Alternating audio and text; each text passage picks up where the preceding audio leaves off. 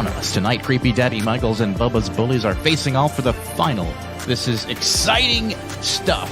CDM and Bubba's are basically tied in every category except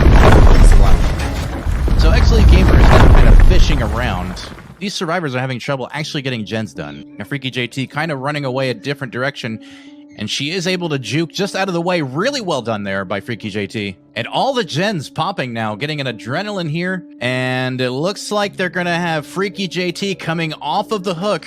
We have one exit gate getting open. That's a really critical moment because now they can have a 4-man escape. Going for the 4-man, they are not afraid. But is that going to be their undoing? Was this a mistake on their part? A rejuvenated trip now, third hook. So if there was a time for them to leave, it would be now. Only one gate open so far. However, King Pleb Warrior now back in a chase with the nurse. The nurse catching up very swiftly, but he is going to make it to the exit gate, and that's probably going to spell the end for X-Elite Gamer. On their first game of the day, it's going to be really tough for them to come back from this. And I know that there's only an 8-point difference here, but for either of these teams to have any type of lead is saying something. It's massive. It is saying something. All right, everybody. Bubba's Bullies versus CDM. We are back here with trial number 2. Just about to jump into the game right now. And yeah, it's Coal Tower again. That's right, folks. Coal Tower again. And we're seeing a spirit. King Pleb Warrior now off to the gens. Apply some of that pressure. Keep things going. Keep things moving. Definitely want to see a lot of that. Once again, letting the Claudette get away. This is a problem right now for King Pleb Warrior, not able to commit to getting one survivor down. Currently trying to focus down on all for Domo, but at this point it may not be enough. A beautiful play by the survivors here. Now the adrenaline coming in. Holy crap, Asteroid 261 and X-Elite Gamer both getting 2 adrenaline simultaneously. That was so well coordinated. Alfredomo still in chase, the only one remaining who can go down. This is the only chance he has to actually get a kill out of this game, or these survivors are going to take it away. Now body blocking for Alfredomo. Lots of body blocking, just not allowing it. Spirit being really patient, able to get the down just barely, right at the exit gate. Everybody escaping except for Alfredomo, gonna be the one who goes out. A similar, very similar ending to the last game we just saw. Holy crap, 34-29 in favor of Bubba's Bullies. They have now come ahead from that 8-point lead, pulling 5 points further ahead, and now a 13-point difference in this game itself. We are here with Bubba's Bullies and CDM. We're going again, and my God, it's so close right now. Bubba's Bullies versus CDM. Bubba's now surviving against a Bubba.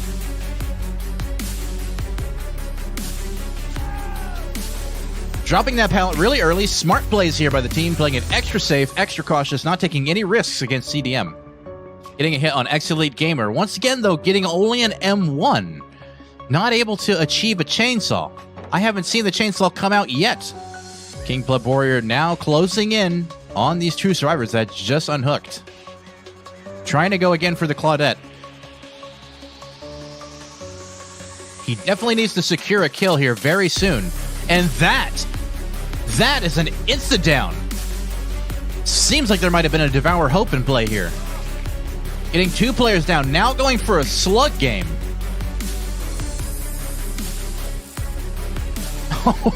I don't know if we want to comment on what we just saw there, but that was a missed decisive strike. CDM showing big here against Bubba's Bullies as a Bubba. And now we see a 3-man recovery. Adrenaline. 3-man adrenaline. And we see them opening one gate over here on this side of the map and opening the other gate on this side of the map. Getting it down to the wire here, 40-43 as we speak currently. Getting an instant down on Asteroid 621, who got a little bit greedy over there. Second hook for Asteroid 621. And I think they're going to just leave him behind. My goodness. So that is the score after 3, 48-51. It is neck and neck here, folks, going into the 4th trial of the finals. I'm through the roof right now. So the first thing we notice right away, we should talk about, first thing, is Bubba's Bullies is killing against CDM's survivors. And we see X-Elite Gamer with a Spirit, second Spirit of the day, Spirit being an extremely oppressive, extremely strong killer in the right hands. The question is X-Elite Gamer the right hands for the Spirit? Already getting a first hook before the first gen even pops. losing a little bit of pressure here as the Cybers are able to finally get one generator knocked out of the way. Finding now Freaky JT out in the open, going down right by a tree, not quite able to get to safety. And now we see King Pleb Warrior working on their generator, possibly looking to go for the unhook. He really needs to snowball here. 3 gens left. Needs to start considering how she's going to procure a snowball. But Jeff taking a hit here at the TNL wall jungle gyms. Reminder, this is Suffocation Pit, and we see a lot of these walls and jungle gyms right in the center. Oh my god, going down right by the ballot. I was just going to talk about the safety of these jungle gyms, and then the spirit just completely undoes all of that with her phasing, coming straight through, knocking him right down right by a pallet. And once again, we see them just go outside of the safety, going out to the tree again, getting it down. I don't know if it's some kind of mind game where they're trying to get away from the spirit, but it's just not working. I would just be staying in the safety of the jungle gyms, but they just keep leaving the safety and going out to the middle of nowhere and getting downed. Really just playing against them. This is so close and intense, trying to mount a little bit more pressure on that generator. These survivors just showing really strong how they are, and the last generator gets done! Guys, this could be game over with no deaths this game from X-Elite Gamer.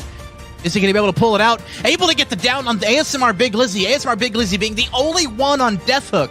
A perfect opportunity for X-Elite Gamer to pull something back. However, the survivors, if they're smart, are going to be working to get out right now. And that's exactly what we see them doing.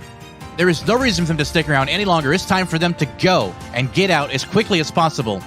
Unfortunately, it does take 16 seconds to open an exit gate, which means there's just enough time for her to mount a little bit more pressure and maybe even out the score here. Now chasing a Rejuvenated Trip behind the Suffocation Pit, but then leaves it. Going instead for one of the exit gates. One of the exit gates already been opened, the other one now being opened as well. King Pleb Warrior seeing his way out. I think this is going to be it for X-Elite Gamer this season. Only going to be able to secure the 1 kill. It looks like that's going to be it. No matter what she does here, it gets the speed boost. He's going to get out. Yep, that's it. He's able to get out very easily. Quick and swift. Goodbye. All 3 survivors escaping. CDM looks like they're coming out pretty strong ahead in these tallies. Guys, I think this could be it. I think this is it. I think CDM's going to be the one who takes it home tonight. These scores are being tallied right now, and that's just about the end of the story this season, with CDM getting 70 points and X-Elite Gamer 64. Sam, is that the final score? Yep, that is the final score. That is the final score, ladies and gentlemen. 70-64, only a 6-point lead with CDM taking it. It was just so close all around this season and this match altogether. It's just...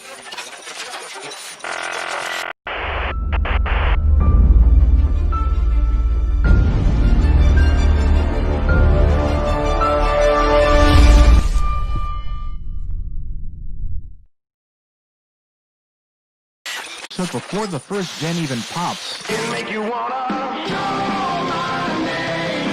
trying to bait out a hit there, but not able to get it. Freaky JT able to get away.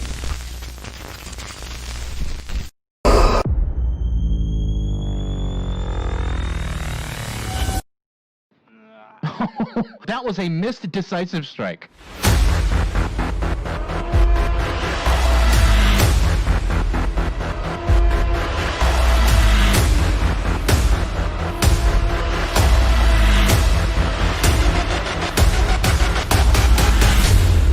And that is an insta-down.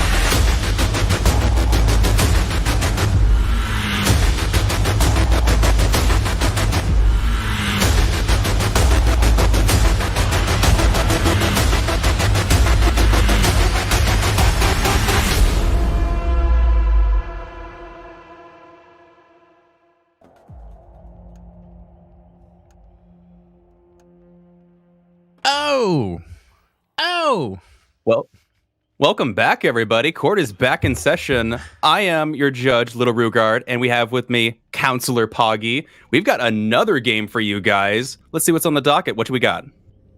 What do we got today, guys? Well, why don't you take a look? We got Division Rivals, Undying Alliance, my team, versus Siphon. And we are going to be playing on Hawkins Underground Complex with 138 square tiles, 8,830 meters squared, 7 hooks minimum, 14 hooks max, 1 permanent gen. Is it? I thought it was 2 permanent gens. There should be 2 permanent gens. No, so it's technically only 1 permanent gen because the one in the upside down bounces around. Oh, that's a good point. It might as well be 2 permanent gens, but yes, okay, 1 permanent gen in the upper level that's in a corner, correct. Okay, there we go. And it is part of the Demogorgon Stranger Things DLC. Personally, one of my favorites. I love Stranger Things, and I love the theme of the expansion that we got. Steve and Nancy are fun. The perks were good.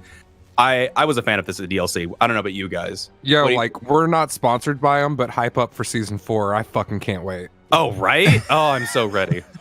Nobody thought we were sponsored, Sam. Not a person out there thought we were sponsored. Trust me. What? We look sponsored. Not by them. I feel sponsored. I feel sponsored by you guys. You massive goof. Well, guys, I wanted to go ahead and make a quick point that this is a new team. They are replacing another team. This is Siphon. It was previously Regicide. And what we have here is Pain 05, Copilised, sure. Spider-Man X789 and ICMQLX, all playing on the Survivor Squad for Siphon. They're supposed to be a really strong team, but also worth pointing out, their names aren't even in the roster yet. That's how new they are to the league. They just came in last night-ish, and we only just got them in the system last night. So they're here, and they're ready to jump at it, hopefully. We're seeing 2 toolboxes, oh my god, 2 toolboxes and 2 medkits. Rue, Sam, what is it about this team in particular that is supposed to be so good? What is it about them? I don't know. Well, I'll handle that question if you like, Rue. Yeah, I don't know the history here. So, from what I've been told, they're coming out of mini tournaments. They're coming out of DBD Esports. They're coming out of Bragging Rights. They're coming out of Iridescent League. Bragging Rights being the impressive one on that resume. Bragging Rights is notoriously a difficult tournament. And with Bragging Rights, to my knowledge, going down, no longer being a thing, they are looking for competition elsewhere. Okay. So, well, they're all readying up. We're almost going to go in. We're just waiting on TX Nightwolf to ready up. Undying Alliance. Now, it's worth also pointing out Sam and Rugard are both members of Undying Alliance. Rugard won't be playing until the last game. Is that right, Ru? That is correct. I will be, as they say, the cleanup killer. Cleanup killer. I don't know if are you that's feeling actually what they say. But, it's the cleanup pitcher. Yeah, I always do. I barely slept. I'm like 3 cups of coffee in. We're getting there. It's all good. Just a teensy bit nervous. I tell you what, don't be nervous. Just have fun. That's really all you can do, you know? I mean, that's the case with all these. And I think making yourself nervous is only going to make it worse. This is about domination. I want to dominate if I can. Okay. As we both sip at the same time. Yeah, fun is... But also, I do want to point 2 things. Well, I want to point one thing out and then make another announcement. Go ahead. First thing I want to point out is that Team Siphon does have a normal logo that is not the logo we have up there. So if you think you've heard of Team Siphon, but you don't recognize the logo, that is because we made a logo for them on short notice. Right. Second thing, over the break, we have recently found out that Sam? We are going to... I'm going to have to interrupt you because they are... No, I'm going to have to interrupt you because they're readying up and we're going in, so I got to roll that rules video, but we can come back to you after this one and we will definitely continue that. Okay. Hello, everyone. We're going to be going over these rules and explaining how they work. So, 2 teams will go head-to-head, playing each role twice for a total of 4 trials. In play order is home team kills, survives, and then kills. In addition, teams get points in the trial for objectives, escapes, and hooks. And teams can't bring or use keys, iridescence, event items, or add-ons. Survivors can only bring 2 of a perk or item. Survivors can only bring yellow and brown items, and BP bonuses are awarded post-trial. Broken rules may result in penalties or restarts. All right, everybody, we're back. I'm Counselor Poggy here, going to be your commentator for today. Week 1 matchup, division rivals Undying Alliance versus Siphon. They're loading in right now, and we're going to be seeing, hopefully, some really epic game. And I'm excited to see it. This is a tough map for survivors, so it will be a strong showing for this team, indeed, to see how they do. And we do see that TX Nightwolf has brought a doctor, which is a very... very tough killer, especially on a map like this. I don't know what your thoughts on that are, Rue, but my goodness, this should be very interesting indeed. He gets that immediate ability, I forgot what they call that ability, the charge thing he does, Static and Blast. getting a lot of information. Thank you, Static Blast. Getting a lot of information right off the bat, getting some people some level 1 insanity going. And yeah, this should be a good start for TX Nightwolf if he's able to start getting some hits and some downs. And we'll see how he does as we check in on our survivor squad. We do see some survivors working on generators, working on the top gens. Oh, Spider-Man X789 doing his thing over here, sneaking around. And we see Pain05 running around looking for a gen to work on. So they're splitting up and doing gens. And the doctor getting a hit on Nancy very quick, right up here at the top gen. He's now going to commit to this chase. Now, there's not a whole lot of safe pallets in this map. I think there's maybe 1 or 2 really safe pallets. And again, just using that static blast to get as much early insanity as he can.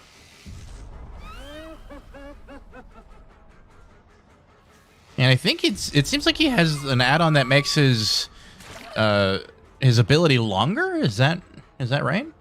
It seems like it's longer than normal. There's sort of a sniper scope. I can't see that well.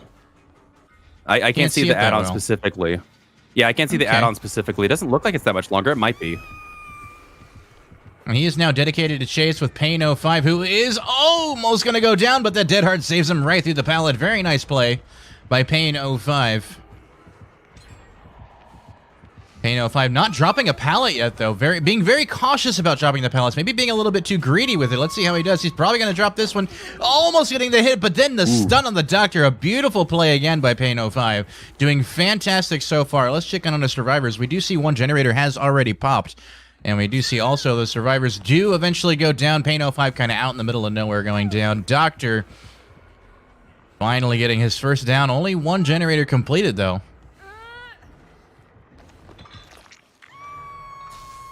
It's going to be a close game, I think. This is probably anybody's game. We'll see how they do.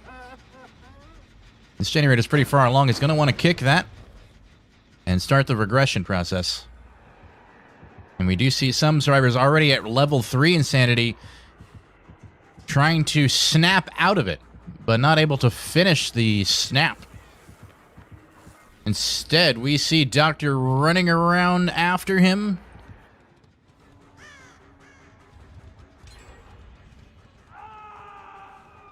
The unhook has completed, and we also see another generator pop. Very interesting. This is going to be a very difficult map to follow, and Doctor is committing to chases very hard, which is actually a good thing probably for him this early in the game. A common thing we've seen from other killers in this league is just not committing to chases and losing too many gens early on, and TX Nightwolf's trying not to make that mistake. Even though he may be losing some time on it, he is trying to at least commit to the chases. And is able to secure some hits, and maybe even will secure it down very soon.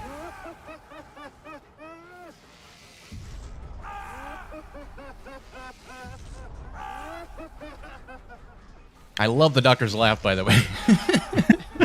It's maniacal. It is so maniacal. Another gen popping. These survivors not wasting any time, doing as many gens as possible, as quickly as possible, and finally getting the down on him. That was a long chase.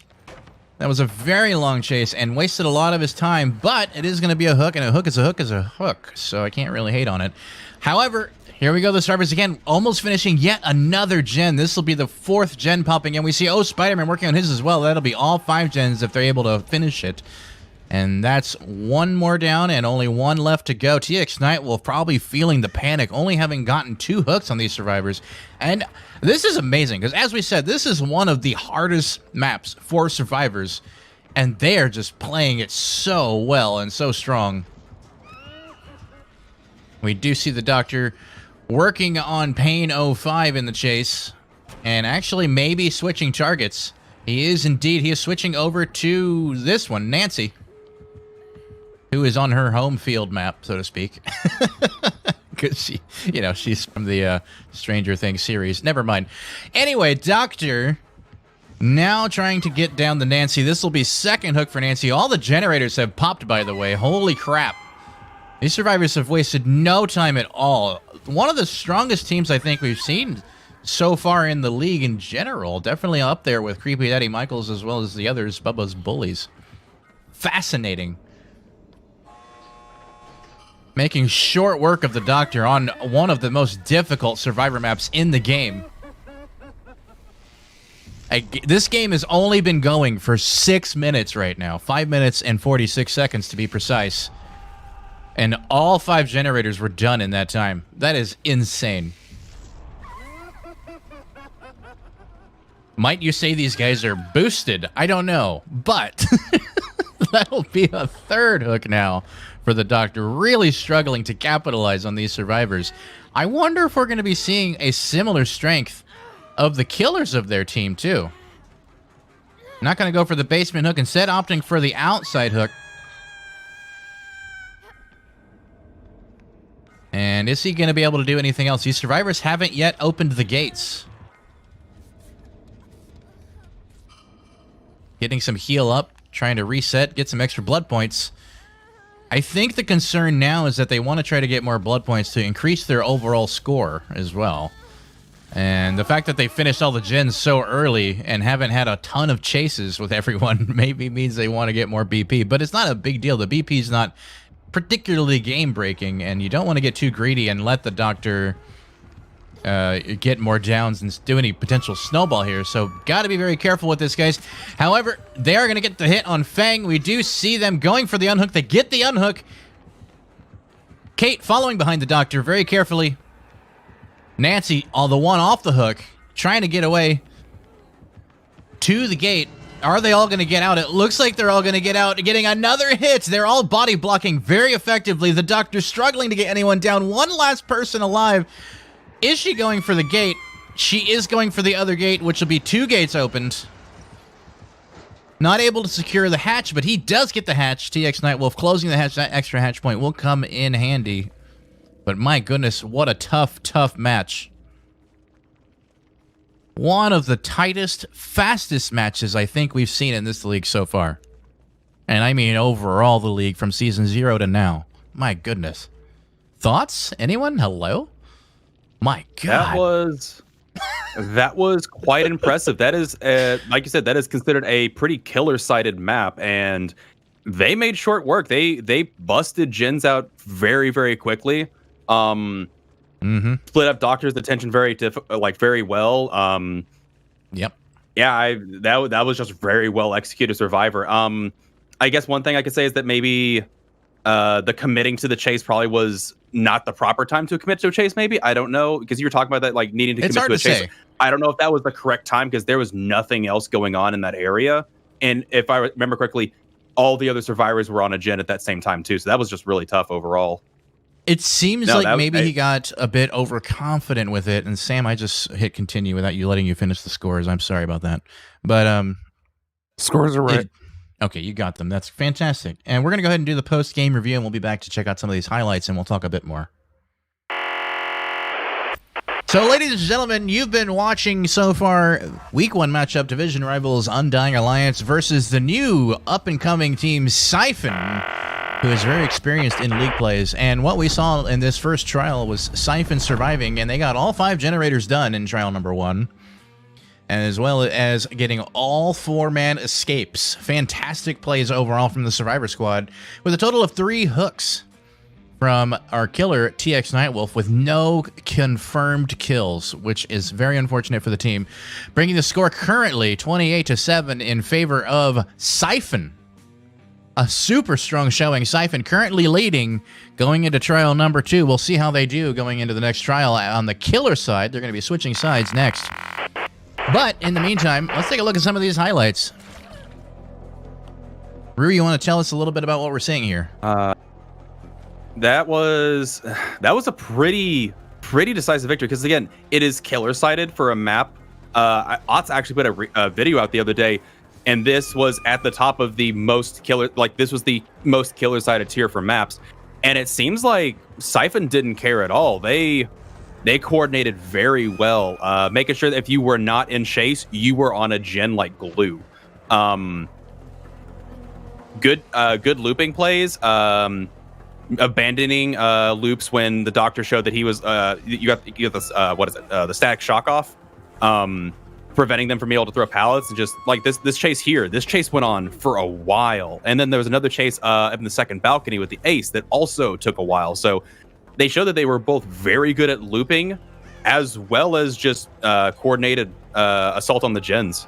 Go ahead, sorry. Oh no, you were finishing your thought. I cut you off. No, you're good.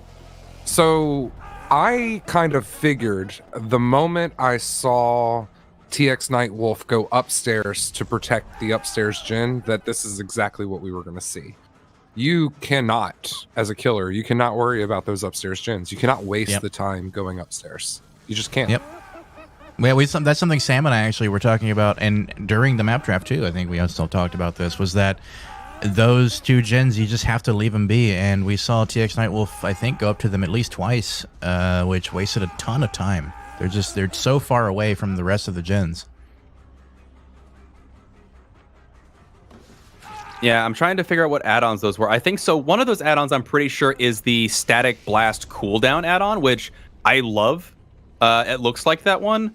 I probably should have had you glance over it in the post-game part there, but personally, I like that one a lot. I forget how much time it takes off your cooldown for Static Blast, but it is super strong in my opinion. Constantly allowing you to have that off cooldown, constantly tearing up survivors, because his Static Blast tears up survivors way faster than his normal therapy. No, is treatment mode? I think it's called. Yeah, treatment mode. I should remember this. I played Doctor for the longest time.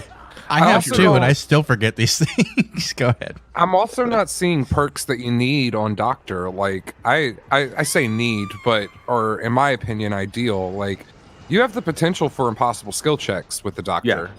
And there is nothing on that build besides distressing that adds towards that. And that's distressing is the fourth perk in the list, in the tiers, in my opinion, of what's important on Doctor. Like I feel like what's the crap? The one where you kick the gen and when you overcharge. Go back, overcharge. I think unnerving presence. Huntress Lullaby is a good one. There's a bunch of perks on Doctor that really make Doctor shine that we just didn't see here. True, and then you could also just go I think it's called the Cracked Doctor build, where you have extended range and a very quick detonation delay, and then you just you run Sloppy Butcher, save the best for last, and you just try and go for a really, really aggressive chase Doctor as well. And yeah, like Oppression, I don't hate Oppression, but I don't.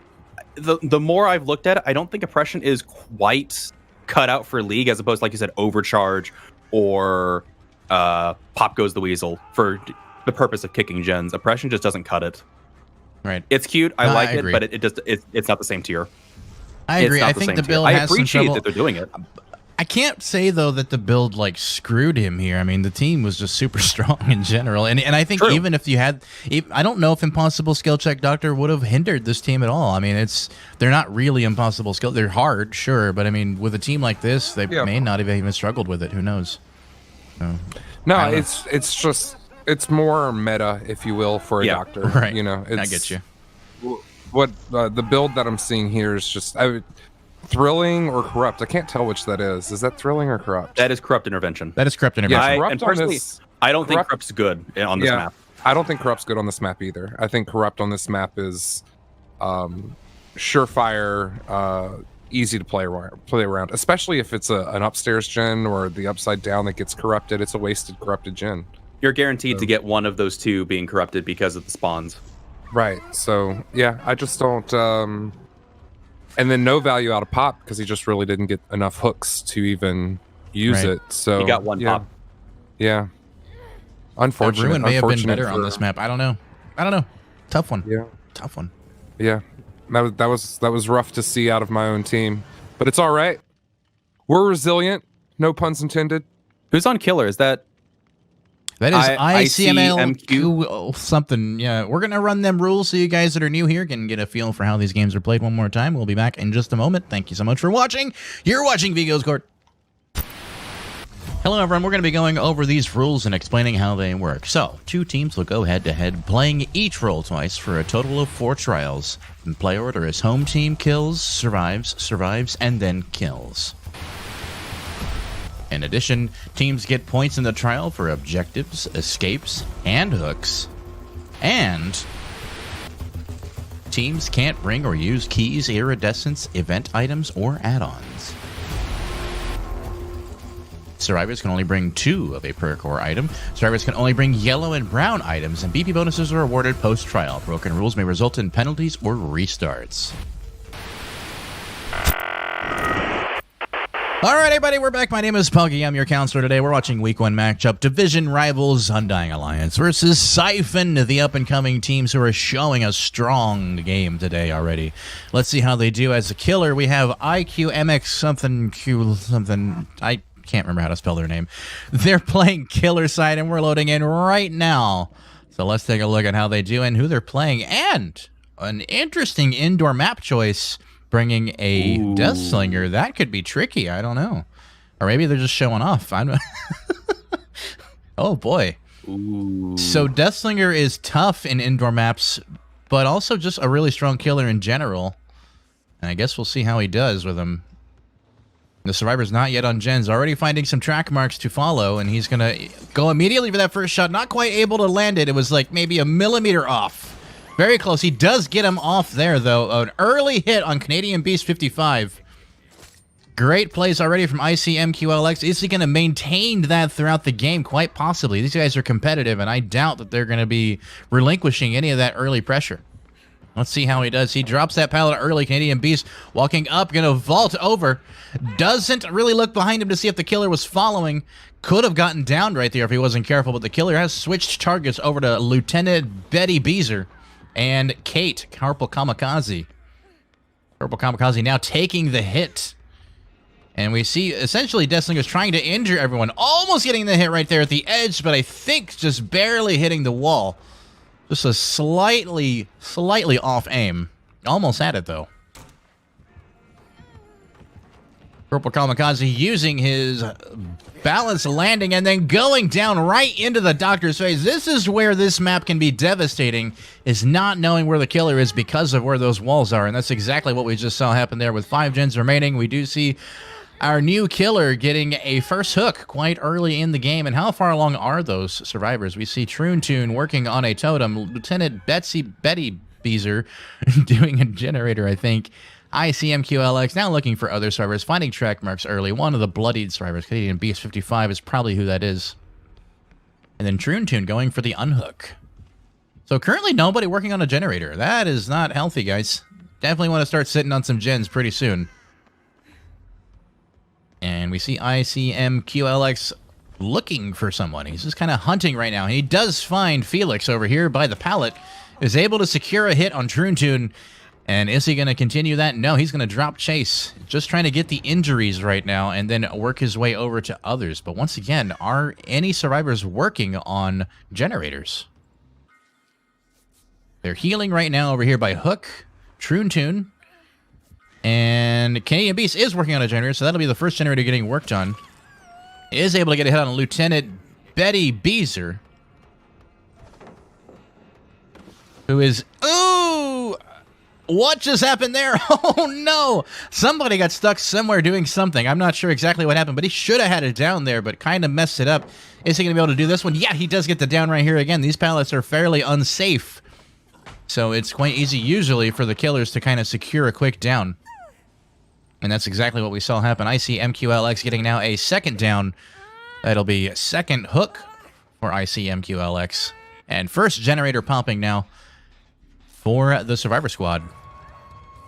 Undying Alliance. Troon getting a heal off as well. Completing the heal. And we see him looking at the blood. He knows somebody's back there. He's going to go for it. Missing it. But they're still trapped, unfortunately. Canadian Beast 55 going to go down at the barrels. Unfortunately, that blood was just really obvious. Like, even I saw it, and I'm a blind bat, so it's like, yeah, he's definitely going to go check on that blood if he's any kind of competent at all. And that's exactly what he did. Lieutenant Betty Beezer now getting off the hook. Canadian Beast now going back on. That's third hook now for Siphon.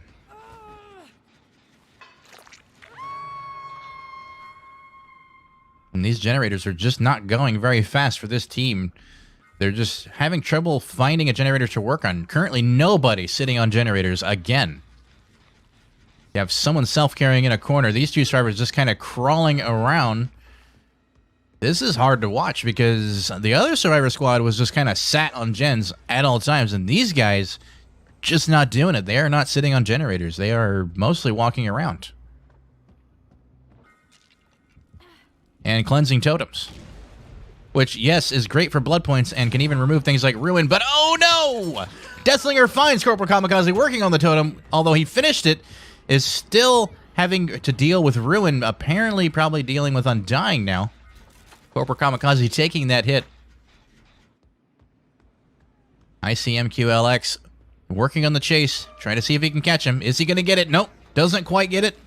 Lining up for the shot, just barely out of reach. Not quite able to hit it, hits the barrel instead. And is not going to be able to secure the hit here, but he might be able to get him in a second. There are two survivors in this area. Oh my god, how lucky do you have to be to hit the pole there and not get in between them? I don't know if the entire wall there actually has hitboxes or if it's just the pipes. Maybe he just got really lucky and hit just the pipe. pipes. It's just the pipes. Yeah, okay. So he could have potentially actually hit him, but that is rough. He's not able to secure the hit, and he decides to abandon that chase. Probably a wise decision, because he doesn't want these survivors working on generators. Now, we do see, of course, the icon Ruin is, in fact, still up, but a generator is getting done. Two generators about to pop. The survivors may be turning this game around. Canadian Beast does eventually go down, though. Apparently, they got downed by a pallet. And we do see two generators popping back-to-back. Deathslinger losing a little bit of his pressure this far into the game, but he's already got now 4 hooks in total.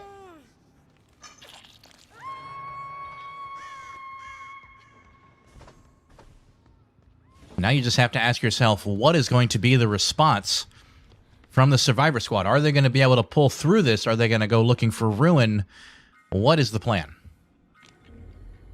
And I think that's exactly what we're seeing. I think Lieutenant Betty Beezer is working on finishing off Ruin. Canadian Beast kind of just hanging out, waiting for their unhook.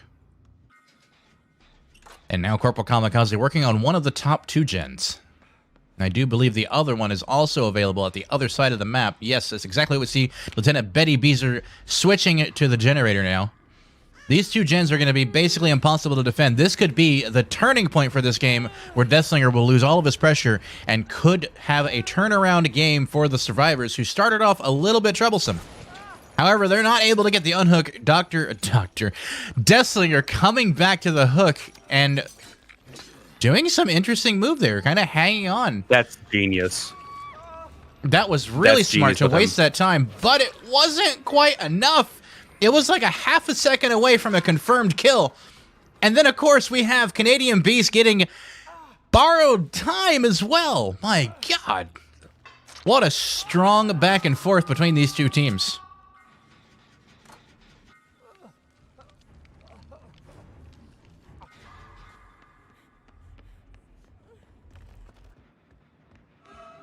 Deathslinger trying to interrupt these top 2 gens. He's now, I think, figured out that the 2 remaining gens on the top areas are the ones that are left, which is going to spell trouble for him with this many survivors alive. He definitely wants to try to get a confirmed kill at this point in the game, or he's potentially going to lose the entire game for his team.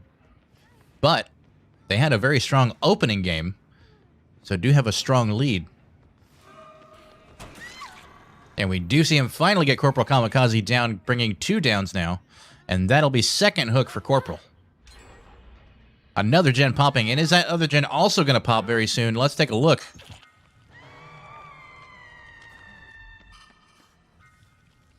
Not quite seeing where it is.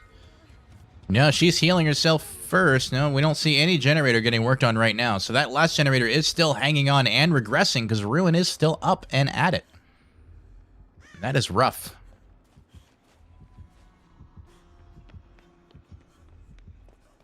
Deathslinger going for the chase with the Fang. He does know where she is because she sees the track marks, but he's going to ignore her. These two survivors are still on hooks, by the way. They're just kind of hanging out. They have to get somebody off a hook soon if they hope to come back from this and finish this. Otherwise, Deathslinger could potentially take this game down. These hooks are very close together, very easy to defend, and there's no reason for Deathslinger to leave this area.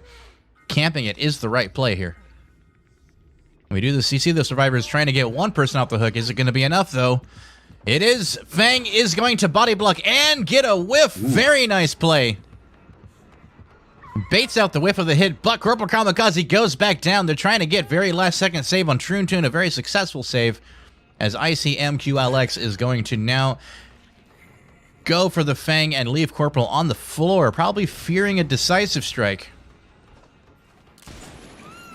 And instead is going to get it down. Oh, not quite! Whoa.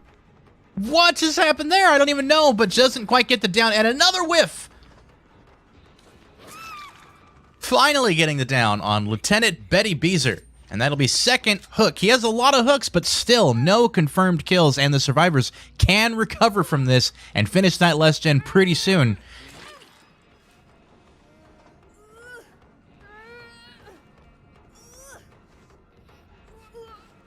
And we do see Corporal Kamikaze get back up off the ground. And Lieutenant Betty Beezer probably going to stay on that hook for a little bit. No, Corporal Kamikaze going right for it. Wasting no time at all to get the unhook. Troontoon now in a chase with the Deathslinger, and no pallet over here. Going to be unsafe and goes down. That'll be third hook for Troontoon, who did progress to second hook earlier in the game. So that is a confirmed kill. This is becoming a nightmare for these survivors. Deathslinger opening strong and possibly closing strong. The survivors almost turning the game around, but not quite able to pull it through. Let's see if they're able to reset here and actually do something about this. Seems like that's what they're trying to do. Get everyone healed up and maybe try to finish that last gen and get out.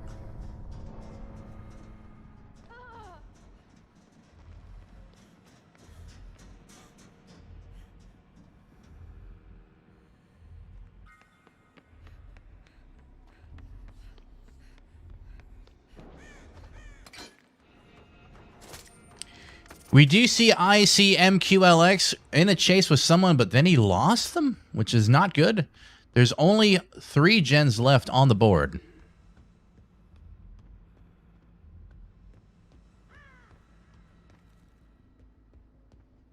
Things have gotten awfully quiet. This is sort of the calm before the storm, I suspect.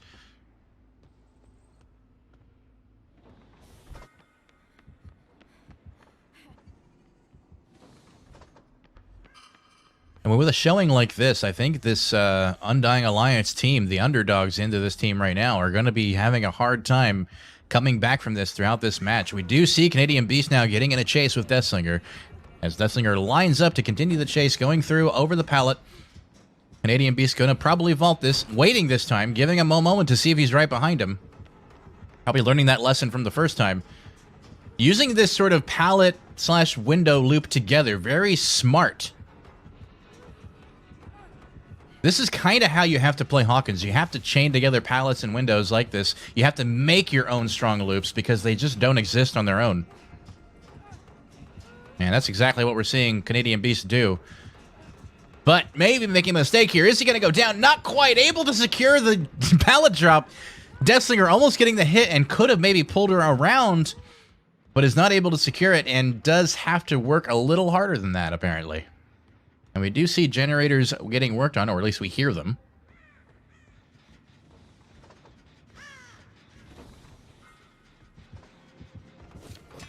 Corporal Kamikaze getting a whiff. Very nice play. Deathslinger lining up, catching up, able to get the M1 hit. Very nice. We see a pallet, and he jumps over it. Is going to probably do what we just saw Canadian Beast doing, which is kind of chaining those things together, except ICMQ changing targets. Instead, we see Fang body blocking at the door. Absolutely brilliant. But ultimately, Canadian Beast is going to go down, and that'll be third hook for Canadian Beast, and this could be game over for Undying Alliance going into trial number 2. Now, there are still 2 trials left. They could come back from this. but they may have to regroup between these games to maybe have a quick huddle to figure out how they're going to combat against this team.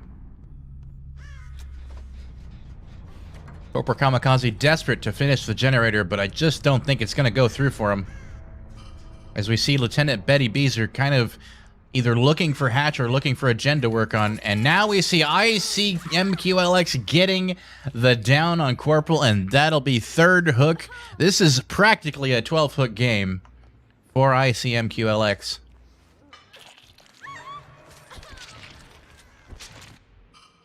And we see Lieutenant Betty Beezer doing some of that. Just some of that right there.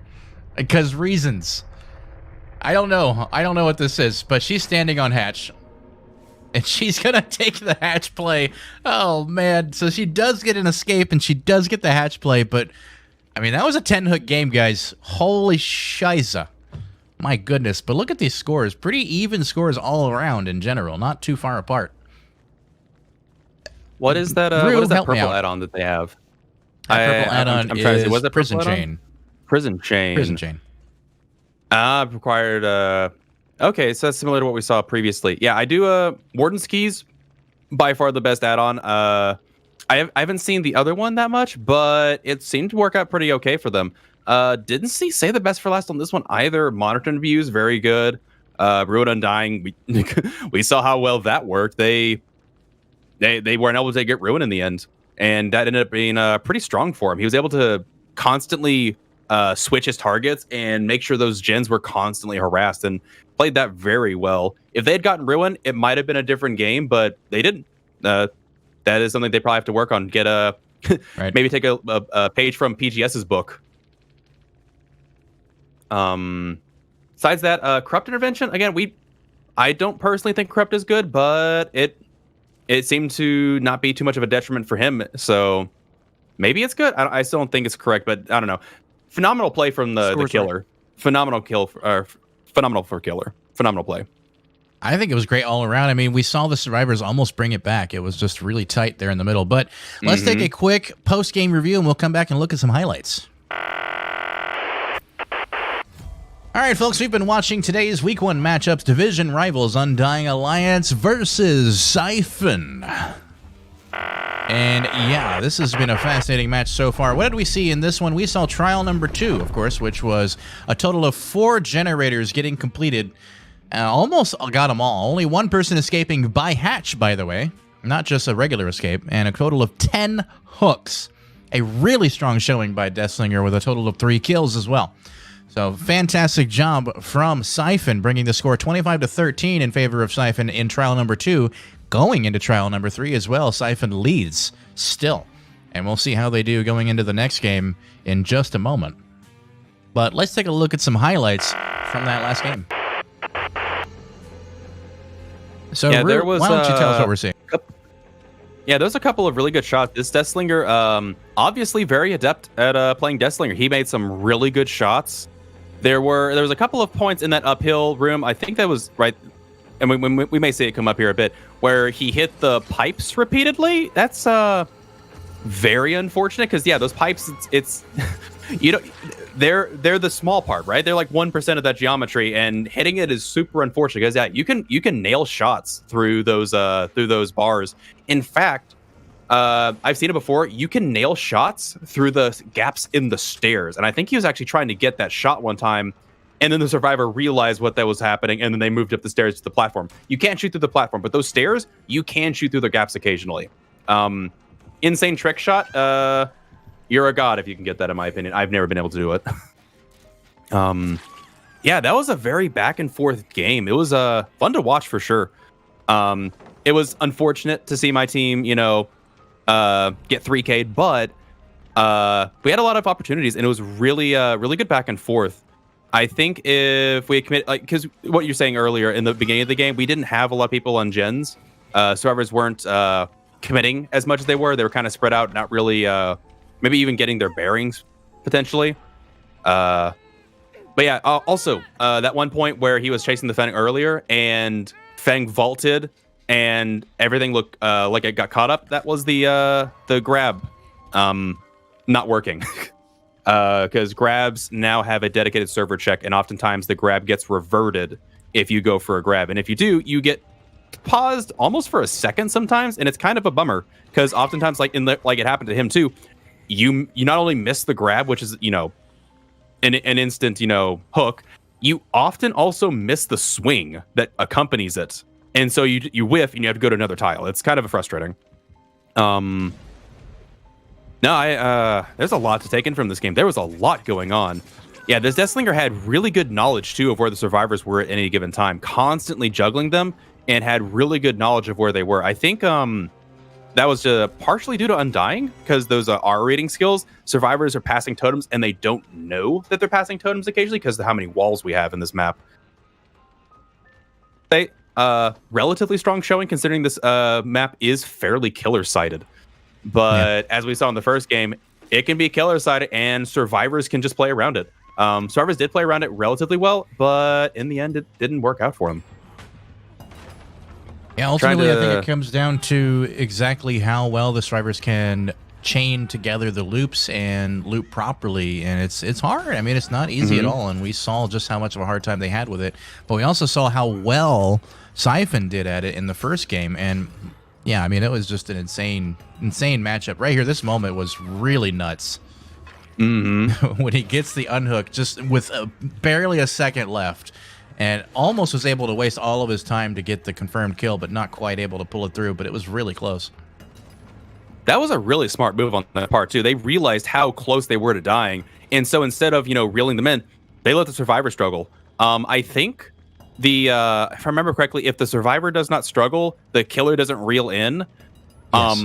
I think you can almost have like a 20-second reeling period before the chain breaks. It's not small. But yeah, that was almost like that might have been like almost MVP style play of the game. That was really, really well strategized, in my opinion. Yeah, it was just you have to struggle against that. I've actually had moments like that where it was actually the other way around. I was at a pallet with a Deathslinger, and Deathslinger shot me over the pallet, but he didn't pull back, and so I didn't pull back either, and the chain just lasted forever.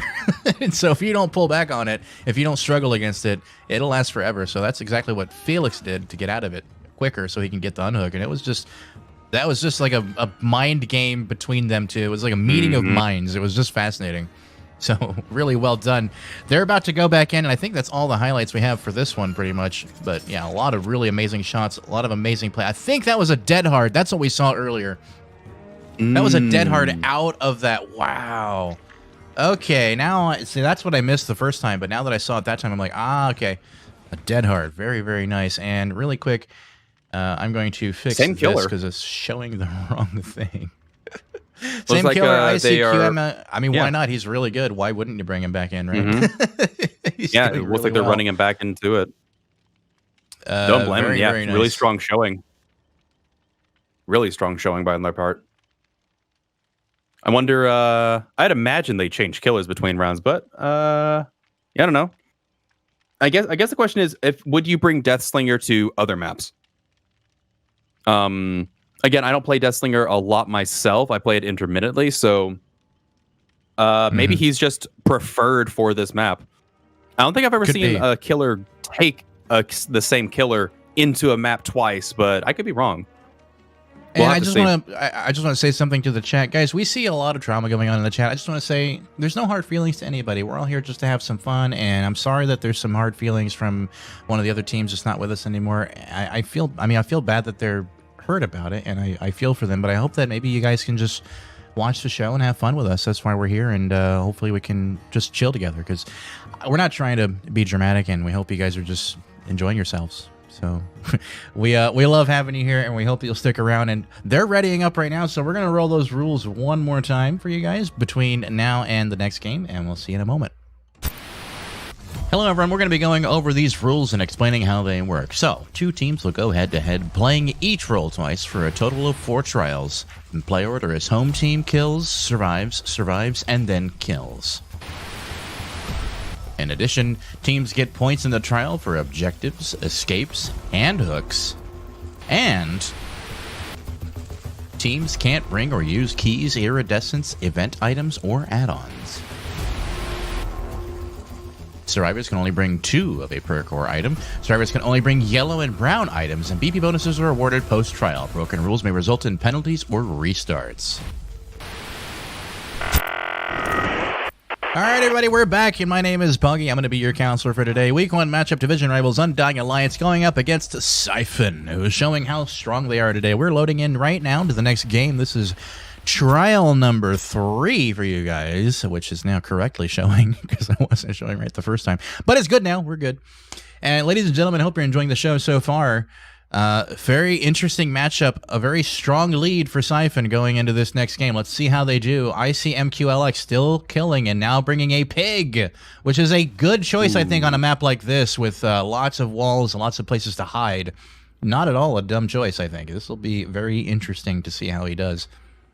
We see TX Nightwolf trying to find a gen. Corporal Kamikaze kind of doing the same thing. And we do hear the pig's terror radius over here. Troon also upstairs. Canadian Beasts looking for their own gen as well. Wasting their sprint burst. And we see Corporal Kamikaze getting that first hit right off of the totem. Not able to get the totem. They like to farm totems in this game, but they didn't get to. And almost dead-harding into nothing. But the pig going for the whiffed hit, unable to get it, but is able to get the down right there at the window. Very nice play, an early down for ICMQLX. Once again, going to have some early pressure and decides not to immediately go for it. Instead, going to put on a hat and just chase people off gens for a moment. Now he's going to pick up and then go for the hook.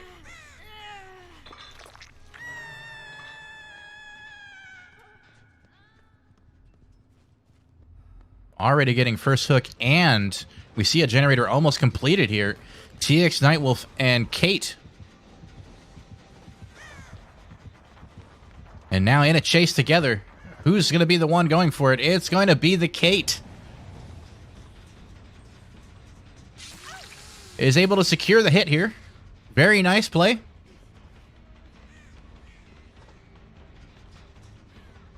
Maybe lost him for a second. He's going to go ahead and kick the pallet. She went back upstairs, by the way. I don't know if you noticed that, but she was quick. That was a quick upstairs. Trying to bait him to go down, but it's not quite working. He finally does go down, and the slowdown's going to get him and doesn't have sprint burst available, so goes right down really quick, right by a hook, too. That'll be second hook and second hat now for ICMQLX. Troon working on the generator. Still 5 generators up. Now looking for those boxes to get those hats off quickly. And remember, the hats do not trigger the timer until the generator completes after you've got one on. TX Nightwolf using live to get some extra distance from the killer, who does end up whiffing into them, thinking he can get a hit there easily, but not going to be the case. Going for the injured Troon instead. Using this very, very effectively. Both players doing well. Troon baiting out the whiff on the hit. Having to kick the pallet instead. Troon going to go for the unhook. And is going to do it indeed. Probably still has borrowed time. But instead, going to get focused down. And does go down right here by the generator. Troon going to get a hat as well. And a generator does pop. So that will activate Troon's hat, I do believe. Unless the timing was just barely not there. Not sure on that one. Oh, I think it's activated. I think so too. I think so too. I'm not completely sure, but we'll find out after they get off what the timer starts. And of course, Canadian Beast timer has started, and we're not able to get the hat off just yet. We see Troon's hat is indeed activated as somebody has come off the hook or got him off the hook.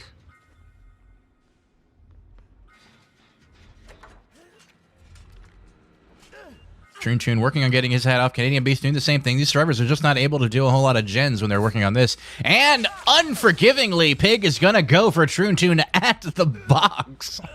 Unfortunate. And unless he has DS, this is going to be an easy one. And he does DS the killer. ICMQLX getting a nice DS, getting away very quickly. And now that he's in a chase, his hat will stop ticking down, which gives him some extra time. And switching targets over to Canadian Beast. Wants to go ahead and try to get him down as well. Now, getting that DS out early is not a bad idea. He wasn't afraid to eat it, I think, given how much time he might have left in this game. He's like, let's go ahead and get the DS away early so that in the end game, we know that there won't be a DS. Unable to secure the hit there at the window, though. Gonna be a tough one. Another generator popping as well. Canadian Beast is gonna have to get that hat off soon. Already at halfway. See some self-carrying going on. Removing the trap here. Is it going to be successful? Checking on the killer. Hasn't quite found anybody yet. If this doesn't work, he only has one more. All right, he does get the hat off. Very nice. Very nice. That could have been close if he didn't get that off. But he was able to get it off. ICMQLX instead going to chase after the Felix now, who is fully healed.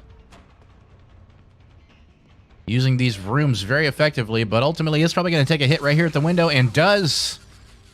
As True Tune gets the fast vault out, but it wasn't enough. And another generator popping. These survivors are definitely showing a strength. Now they have come back full force. They are not giving up easy. 3 hooks and 3 generators. Wow. And a very nice whiff at the wall. Cheryl getting a stun on the killer as well. Forcing the pallet kick. TX Nightwolf being one of the strongest survivors in the league last season, and is showing that same strength here today. And does finally get a hit on TX Nightwolf. Is he going to continue the chase? Yes, he is. Now, what's the plan here with TX Nightwolf? Is he going to jump this? Yes, he is, but it's going to make him go down. That is unfortunate. A fast down for the pig, and I think that might be the pig's last hat, unless she has an add-on that makes her give her more hats. I haven't been counting all of them. I do think that was the last one. Yes, it was. No more hats left for the killer. And that's all the slowdown she gets, and we see all four generators getting done. So even with all this pressure and all that time wasting, 6 minutes into the game, 4 generators completed. They're coming back strong in this game with 4 survivors still alive and only 4 hooks, 1 on each survivor. This could be a difficult game for ICMQLX to pull through. Now, the chat is saying some things. They really want to see ICMQLX let them boop the snoot, but I don't think we're going to see that, guys. I think these guys are way too competitive to allow snoot booping. I don't see that happening. And we do see Canadian Beast going down and getting hooked as well. That'll be a second hook for Canadian Beast as TX Nightwolf tries to get that last trap off of his head. Is it going to be successful? Nope, not the first one. Good luck on the next one, my friend. Corporal Kamikaze not doing anything yet. Probably going to go for the unhooked True Tune. Working on a generator over here as we see Canadian Beast hanging out. ICMQLX looking for survivors. Probably going to go check on it. TX Nightwolf working on yet another box. Let's just see. Let's just see. Nope. Still not it. Brutal. Corporal Kamikaze. Brutal. Now in the chase with the pig. She's still crouching around. This is an interesting, weird play. Let him boop. Boop the snoot. Boop it. Just go ahead and boop it. No, he's just wasting his time. I think what we're seeing there is, again, kind of similar to the last one. And he does get the grab off of it, trying to bait the hit, but ends up getting the grab. What we were seeing there was him trying to waste their time up at the top so that they couldn't get the unhook. Now, they can still get this unhook if they're quick enough, but I don't think they're going to make it. Oh, 1-2 seconds maybe, and it's game over for them. They are now dead. Getting that confirmed kill is critical right now, and could be another confirmed kill on Corporal Kamikaze, bringing it to a 2K. That's if these survivors are able to... Oh, boy. Okay, come on now, my friend. Get that thing off your head. You've been on that thing for a while. Holy crap. And he is going for this one. He's going to go for it. Oh, no! True Tune taking a hit. Is he going to go for the unhook? And he wasn't able to get the hat off. He's not going to get there in time. He's going to get a pig hat kill. Holy shit. Oh, man. Brutal. Oh, no. That is rough. And we see Corporal Kamikaze struggling to get out, but hopefully they can make it. Where is the pig now? My God, he went through 4 boxes and was unable to secure it. Corporal Kamikaze hoping to get out. He's not able to get the down here. He's going to have to kick the hatch right in front of his face. This is just so fascinating. So much pressure. He's healing himself. Right in front of the killer. So because the killer can't move, he cannot move. He has to stay here to get the hatch out of the way. He has to. Otherwise, Troontoon can go right back down and just stand on it and then get in. Now, the killer could potentially leave and bait him back out, but that's not what we're seeing. Corporal Kamikaze should probably take his leave so that he can actually get the hatch. This is like a Mexican standoff. This is interesting. This is the most bizarre. And he's booping the snoot, ladies and gentlemen. Ladies and gentlemen, we have a snoot booper in the group here. Finally. And he's saying not no. like it. No, no, no.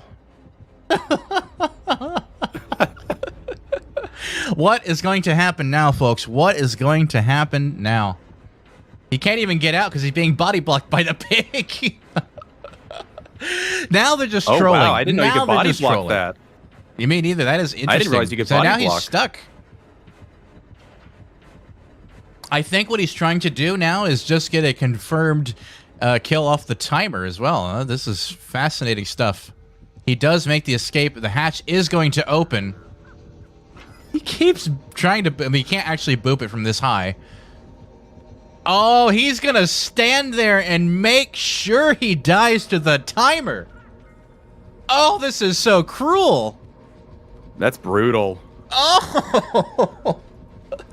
This is the meanest thing I think we've seen in this league. He does finally get out, but the killer does get the hatch closed. Some of the funniest, most interesting plays I think we've ever seen. This is the first time we've seen someone actually die to the end game timer as well. Doing some little growls at the end. Holy crap. Holy crap. So much to talk about there. Rue, please. I gotta rest my voice for a minute. That's insane. Unfortunately, I actually can't talk too much because I've got to go get into a game. But I will say, Sloppy Butcher, very, very effective. The Tamper Timer, again, being the best add-on for Pig, in my opinion. And honestly, following it up with the, what's it called? The Jigsaw sketch, increasing the number of boxes to 5. Very, very brutal. You have 2 minutes to find a 1 in 5. And as we saw on Nightwolf, it killed. Like, it got him. So, honestly, just really good Pig play. I was impressed. Again, Corrupt Intervention, I don't know if that's the way to go, but time will tell. Specifically for this map, I think Corrupt Intervention's fine overall. Just I don't know if it's good on this map. We'll have to see with time. It'll by the way, be a Rube, time tell thing. You don't gotta rush. I can just hold them in the lobby until you're ready. So. Well, no, I have to make the lobby. I'm killing. Yeah. No, all right. But yeah, Oop. I will be back in a bit. I'm happy Alrighty, to talk a little bit about what we just saw, though. The score is right. Yeah, go ahead.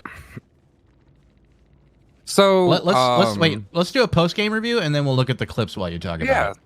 sounds good.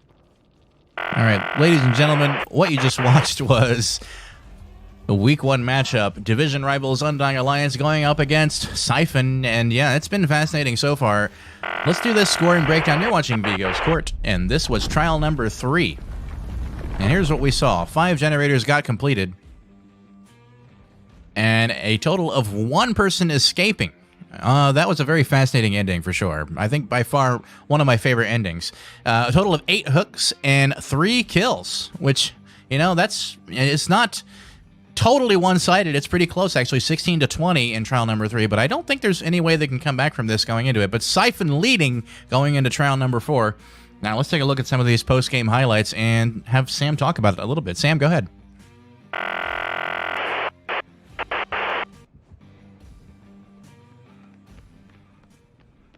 Sam, if you're talking, you're muted.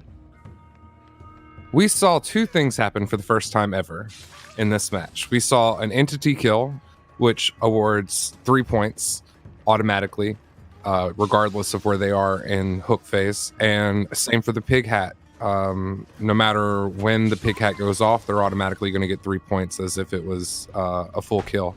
Not to be confused with Mori's, where Mori's, your points would be based on the hook that correlated to the Mori. So we saw, well, yeah, as I'm saying, we saw both of those things for the first time ever. I also want to commend my team for doing such a good job, but again, Siphon is super strong. Clearly, clearly we are not quite experienced enough to go against Siphon, but I don't think we're far off. I think Siphon is a very good team. I also don't think they brought their strongest game because they realized we weren't as strong as they are, but I think it's just first-time jitters on our part. I am absolutely excited to see our next game, and I'm really excited to see what Siphon has to bring beyond playing us, because it's hard to gauge because I don't know where my team sits, and of course I don't know much about Siphon, so I don't know where Siphon sits. So I'm really excited to see what comes next. But I do know that we all are in for a treat in the next match, and I'm excited for y'all to see our other killer, Little Rugard, come in his first competitive match as well. So what did you see, Poggy? What did you think of the match you just saw? I thought it was probably one of the most interesting matches I've seen in this league so far, just because of how much uniqueness there was to the playstyle from the killer, mostly. Like the body blocking at the end there was just like bizarrely funny. And I didn't even know you could do that. That's my other thing. I didn't even know you could body block that way. I thought you'd at least be able to get around it or something, but no, he just stood there. I did. As soon as he dropped in it, I was like, oh, fuck. And then I didn't even notice the hatch at first. So then I was even like, oh, he's standing on the hatch. He has no reason to leave. Yep. Like, oh, no reason man, to leave this that. sucks. Like yeah, if the hatch had to be in all places, it had to be right there, right? I mean, just yeah, you want to talk about unfortunate at RNG? That's unfortunate RNG. Or fortunate for Siphon, depending on how you look at it. I mean, to be fair, oh man, Felix did make the conscious choice to drop into that hole. Yeah, he did. Well, and it is unfortunate because we would still be in this match had just one other person got out. We would still be able to, actually no, it would have taken 2 escapes, but a 3 out, we would have still been in this match. But that pig hat going off, like we're about to see right here on the screen any second now, here goes there. Oh, that was unfortunate to see. And then of course the block in there, and he just blocked him for long.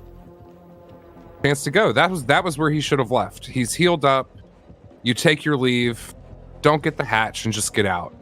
That's really what needed to happen there. Oh, it's just rough. It's just rough to see that ending, at least for my team. It was a great ending to watch. It was very entertaining for sure.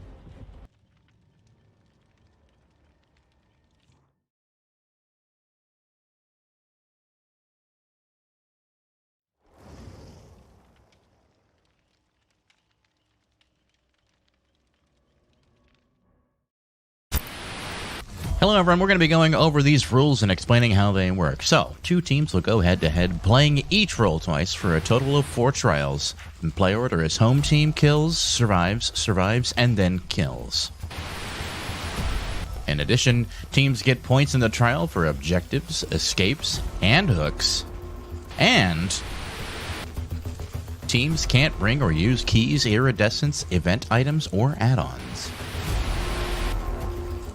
Survivors can only bring 2 of a perk or item. Survivors can only bring yellow and brown items, and BP bonuses are awarded post-trial. Broken rules may result in penalties or restarts.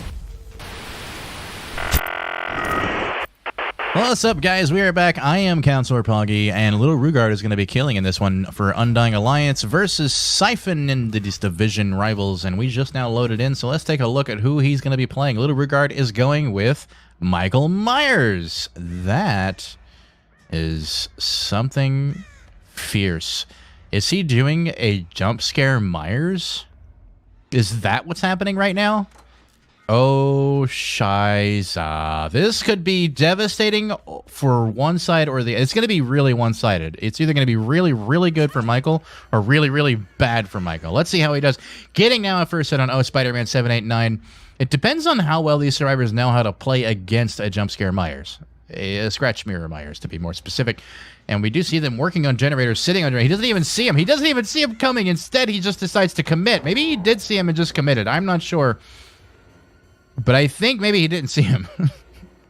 Little Rugard doing some sneaky hits. Now going for ICMQLX, who was previously killing. Chasing after him very effectively. Let's see how he does. Now, you don't want to chase too much with such a short range killer, but he does manage to corner him and get him down quickly. One generator completing, one down already. I don't think we've seen a jump scare Myers in this league so far, so this is actually kind of fun. I like this. And we do see they have Hex Ruin now. We did last season. Spider-Man. Did we? Oh, okay, never mind. I don't remember it. My apologies. ICQMLX on first hook. A little Rugard looking around for some other players. And he does find a little bit of a Fang over here to come and chase after. He's going to probably want to drop that. Yeah, there he goes. Yeah, gets the stun on Michael. Now, again, you don't want to chase with Scratch Mirror Myers. You want to just keep hunting and keep jump scaring around. So that's exactly what he's trying to do, looking for other survivors to work on. Now, this is kind of out in the open. He can see you pretty quickly, and he was looking behind him. Fang is not going to get snuck up on. Ooh, able to mind game it. Very short little loop there. Tough to do with a Myers like this, especially with that short lunge in Tier 1.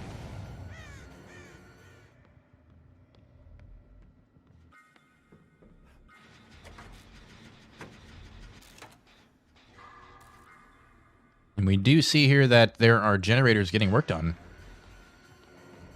This Survivor Squad's wanting to go out strong, even against such a difficult killer. He does get the hit on Culpilicid.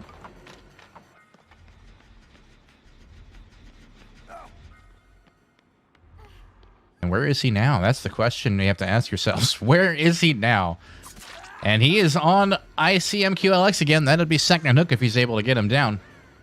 Trying to see if he can get him to mind game himself. Oh, he switched targets over to Nancy. Watching very carefully to see where Nancy goes. Nancy's going to have to be very careful about what she plays here. Instead, deciding to go up to the catwalk. One of the safer places to be on this map with a jump scare Myers for sure. He's not able to sneak up on these survivors as effectively as you might do, say, on an MMR, but he's getting some hits and some downs, but not enough. Only one official hook so far. Another generator about to go. So he's going to be switching targets yet again, not wanting to dedicate to chases because you just can't with Michael Myers. So what is going to be the play here, Rue? What are you planning? Where are we going? And using a sprint burst to get away, get very quickly back to the pallet loop. Oh my goodness. Even with a jump scare Myers, this team is doing super strong.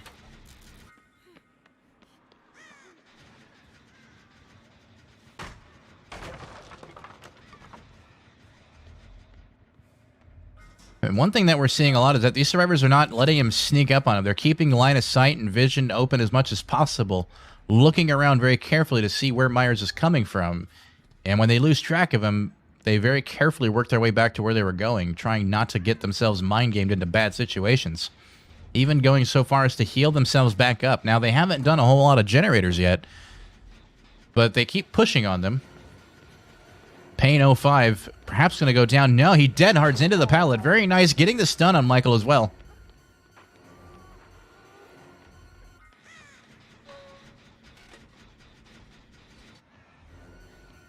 And we see Michael continuing the chase. No, he breaks chase finally against Fang because he knows he can't keep up.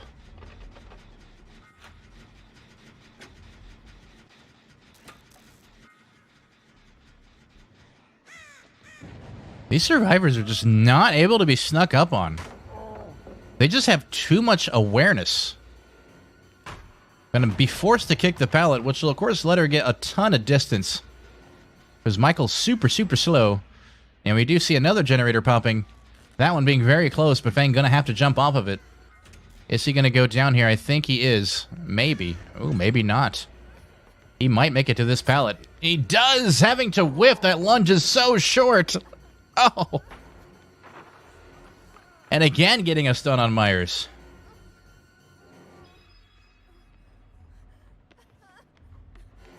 Michael following close behind on Pain.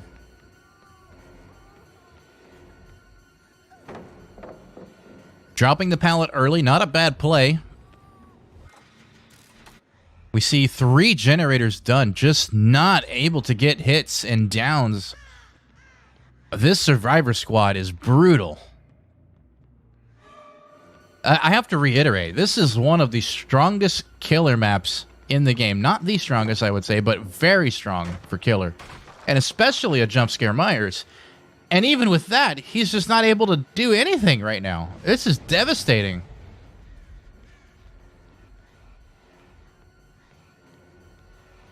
Desperate to sneak up on someone, but just they keep spotting him immediately. They're just their awareness is just top notch here. They have such awareness, it's insane. Choosing not to drop that might have been a mistake. He is probably going to take a hit. No! Not enough. There's another pallet right there. Going to be forced to kick it and still not going to get the down.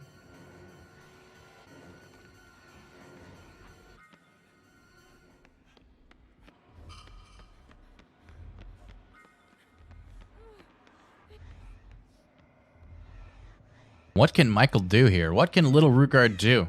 Is he going to be able to get a hit? Maybe.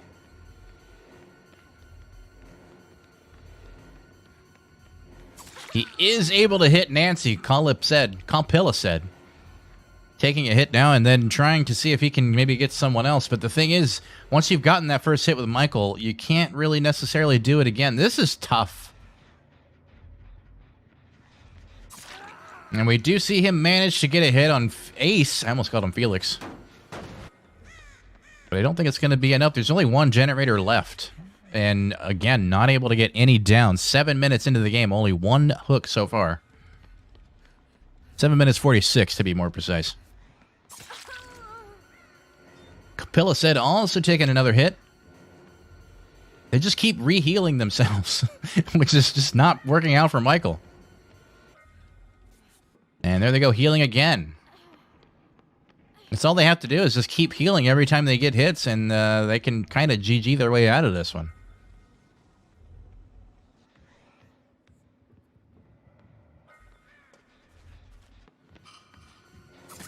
And we do see Capilla said finally going down. And as soon as that happens, you see all the other survivors except for one hopping on generators. I guess that's Fang Min down there. I can kind of tell by her silhouette. She's probably, yeah, she's going to jump on that gen with Felix or Ace.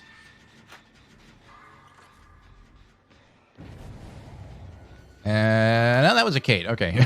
I got him backwards. You can kind of tell their silhouettes a little bit, but not really. Anyway, is able to finally get one more hook. Finally able to get another hit on Pain as well. But with only one gen remaining, unless it's a really, really strong 3-gen, even with 4 people alive, a 3-gen's just not going to be that effective. Unless he's able to get a secure, confirmed kill very soon, the 3-gen won't be as strong as it would be with just 3 survivors alive. And we can kind of see that happening here. Although one of these generators is up top, so not really a strong 3-gen at all. And he is being forced to leave this, unable to get another down early. These survivors are making his life a nightmare.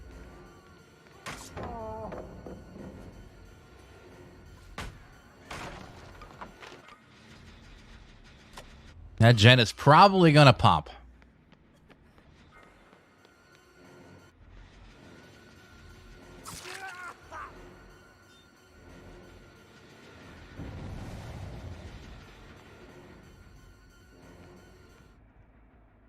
And we do see them hopping off of the generator. I wonder why they hopped off of that when it was nearly completed. They probably could have finished it. I wonder if it was because they suspected Tinkerer, which we've been seeing Tinkerer proc every so often. They might have become aware of it, and now they want to reset. Yeah, they are resetting themselves. They're all healing back up again.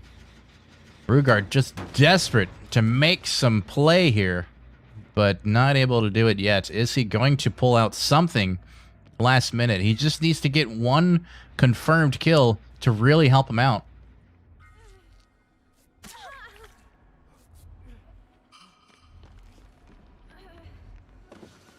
We do see Pain in the back, probably going to try to take a hit to avoid anybody else going down. Trying to take aggro, but Michael not going for the bait, instead going to ignore Pain.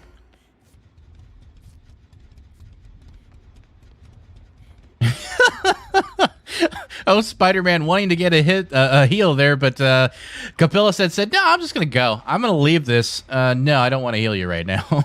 Get wrecked. And instead going to leave him and then go back this way. Maybe these two are going to heal each other. Yeah, they're pretty much already fully healed again. A complete reset for the team. He has sort of a 3-gen. Kind of, sort of ish, but not really. He does get a hit on Pain. Who's he chasing now? Nobody at the moment, I guess. Has to keep pressuring. Tinkerer, the only saving grace for him so far, that keeps reminding him where they are. Trying to maybe hide and see if he can't get back in, but these survivors are not falling for it. They're just not falling for it.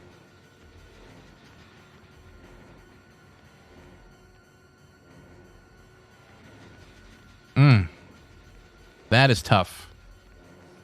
They're very cautious about going right back to the generator. They don't want to just jump back on immediately because they know Michael is right there and what he's trying to do. Like, they can sense it, you know? It's like, just like they have a sixth sense.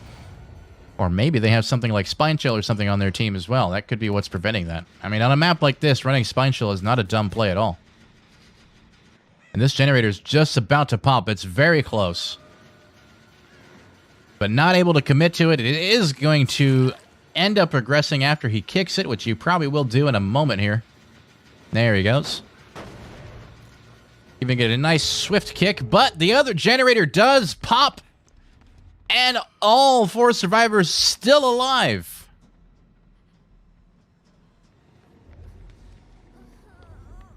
These survivors are just making Michael's life feel bad. He's just, it's like a feel bad Michael moment. I can feel him crying. Poor Michael Myers struggling to do anything. 12-minute game, 2 hooks. Pain going down. This will be first hook for Pain and maybe a 1-hook death, but we've seen before in the first game when they did do that they actually went back. However, this is a basement hook for Michael. This could be at least 1 confirmed kill. Now, is Michael going to face camp it? Hey, there you go. A little bit of moonwalk in there. Nice, Capilla said. Really well done. I can't do that, so good for you. Trying to take their 4% chance, but not going to get it. I think the teams are all going to leave them behind. I think that's probably the play here. We do see them all kind of GGing out the door. Not really wanting to take any of that. I think Nancy's trying to maybe go for the hatch. Taking the free hit there, giving some teabagging. And she is going to take the hatch. Very nice play. I mean, he did a great score overall, but not enough hooks to really secure a nice score there. Very, very tough. Holy crap. I feel bad for Michael. I mean, I feel so bad for Michael.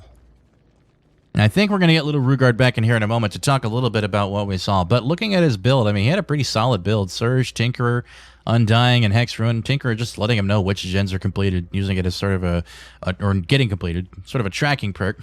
Hex Ruin, Undying to keep them regressing, but those did go down and then leaving only Surge remaining. So little Rugard, I think, is back and maybe wants to talk a little bit about what just happened. Rue, are you with us? Yes, can you hear me? Yes, we can. Cool. Feel free to enlighten us. That was probably one of the best teams that I think I've faced against thus far in the league. Let's see, noteworthy. I think they had borderline perfect comms, in my opinion. Constantly calling out when and where I was. I figured out pretty quickly who had Spine Chill, and I got a couple of jumps on them, knowing which one had Spine Chill, so they missed the comms. And then I'm pretty sure they figured out I knew who had Spine Chill, and they just said, ignore Spine Chill, we're going to start calling it out. No. Yeah, I mean, that's exactly what I was thinking too. Very well practiced. Very well practiced. The fact that I was not able to instigate or commit to any chase at the end there was pretty crippling. And honestly, I think the biggest factor besides that, that gen popping within the first minute, I did not see that coming. That was the fastest gen that I think I've ever experienced in the league so far. It was a really fast gen. Really quick, Rugard, we're going to take a look at the last score breakdown, and then we'll look at some highlights so you can give us some more comments on what you saw in that game and what your thoughts were. And then we'll do some post-game interviews, some cross-examination as well, so stay tuned for that, folks. And as a reminder, we'll be back tomorrow as well, even though we're not leaving yet. We'll be back tomorrow for a triple header, so be here for that starting at 4 p.m. Eastern Standard Time. I'll be right back with the post-game review. All right, ladies and gentlemen, you've been watching Week 1 matchups today. Division rivals Undying Alliance going up against Siphon, one of the newer teams in our league. And yeah, here is your breakdown. So what we saw were trial number 4, 5 generators getting completed. Of course, I mean, they all almost escaped. Only one of them getting hooked. 3 total escapes. 3 hooks. That is rough. On a map like this with Jump Scare Myers, I expected to see a little more, but they played so well against it, only getting 1 hook. Undying Alliance 46 to Siphon's 98 in total after trial number 4, meaning Siphon is convicted of murder. Congratulations to Siphon on your first win of the season. Now let's go look at some highlights and have Little Rugard tell us what he saw. I wish I had actually recorded this and the voice that I was going through, because I was trying to find someone to commit to early on, and I ended up committing to this ace because after getting that first gen, I know that I probably shouldn't chase up here, but I knew I could at least get a hook and a down, and that's something to begin. Right from the get-go, they had perfect comms. I did not expect them to start in that corner and just pop that gen so quickly. After that, I could probably go back into the mid game and maybe break down things that I did wrong. My strategy in the beginning was to just any of those floor level gens, maybe even find a 3 gen in the bottom and just try and hold on to it the best I could. Use the walls to hide myself. It took me a bit to find out who had Spine Shield, this Fang having Spine Shield and such. I didn't figure that out until a little bit later on. I probably could have done better to figure that out as well. I have not had a lot of time to experiment on the perks to bring for this Myers. Ruin Undying seems to be relatively good. They were pretty strong in finding that. They didn't find it immediately, but they were pretty quick afterward to realize, hey, we need to find this Ruin Undying because it is this passive gen. It's the strongest passive gen regression perk in the game so far, and that was probably the breaking point. After that, I couldn't sustain any kind of continuous snowball once they broke that. Even then, like at the end, I kind of had a 3 gen, but Myers is just like it's not quite Burger King levels of slow, but it's still just ever so slightly faster, and he has no lunge. That is one thing that was also pretty brutal. They were really well timed with their pallet drops to let me get as close as possible, but not actually get the swing to hit. Honestly, I'm probably going to have to break that in this game multiple times after this just to really see how everything went so wrong. It could also be that maybe this kind of build is not the strongest after all, like we had possibly imagined. I don't know. I'm sure Sam is going to drill me on everything that I did wrong this game, but oh yeah, later. I am. Oh yeah, I am. I don't even know why the fuck Tinkerers. I don't even know why the fuck you put Tinkerers on Myers. Because that's what we had last night. No, we didn't. We played one game with Tinkerers and Discordance, I thought. Did we not? Oh, shit. Drama. Drama. Okay. I mean, I would say Tinkerer is not a shitty idea, because I mean, it does tell you which generator to go to, but something more like Surveillance with Ruin would have been better. Or, you know, anything. Yeah, there's better builds for it. And of course, you know, you get undetectable, but Michael's already undetectable, so that doesn't really help. So really all you're getting is the information from it. And I think there's a better build for that, which would be perhaps Surveillance, but go ahead. Yeah, honestly,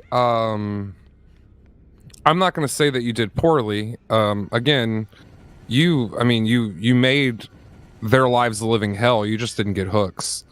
I think a lot of what I was seeing was... sorry, I'm trying to get people in here for interviews too. A lot of what I was seeing that you messed up with was not following the game plan we laid out. I don't want to reveal it because we're gonna go right back to it. You didn't do it, so we're gonna go right back to it. But okay. Yeah, I think a lot of it. I mean, it was probably just nerves. A lot of it probably was also only spending 2 days talking about it. So you know, there's things to talk about, but it's all right. It is okay. You can come back from a loss. It is absolutely okay. So we're going to move on to some interviews. We have Troon Toon and TX Nightwolf from Undying Alliance. I know you've already heard from us a little bit, but we're going to go ahead and start with the losers like we always do. We're going to start with Troon. Troon, are you there?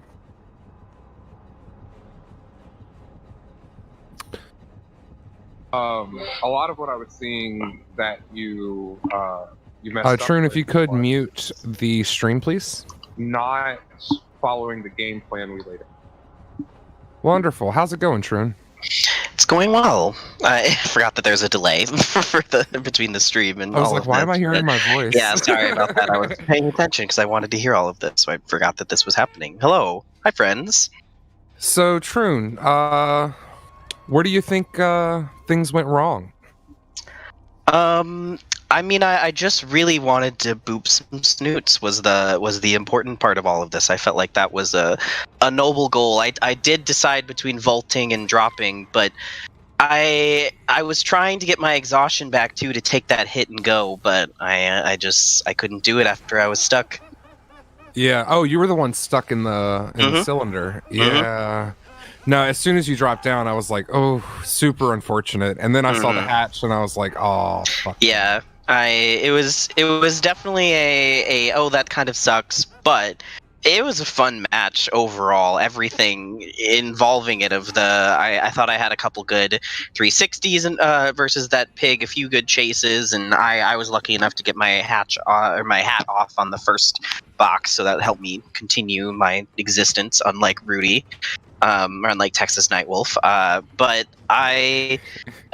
which Rudy had some really good moments. Really, he did. Really good moments. He did. After seeing some of the parts of it, it looked like he had a really good game. Just suffered from I don't even know what the medical term would be for having your head snap. Reverse bear trapped. Reverse bear trapped is that's the medical term for sure. That's the written lat as well. Yes. Yeah. I don't even know if it was decapitated though, because it like slant. Whatever. I'm not in medical school. I don't need to know that.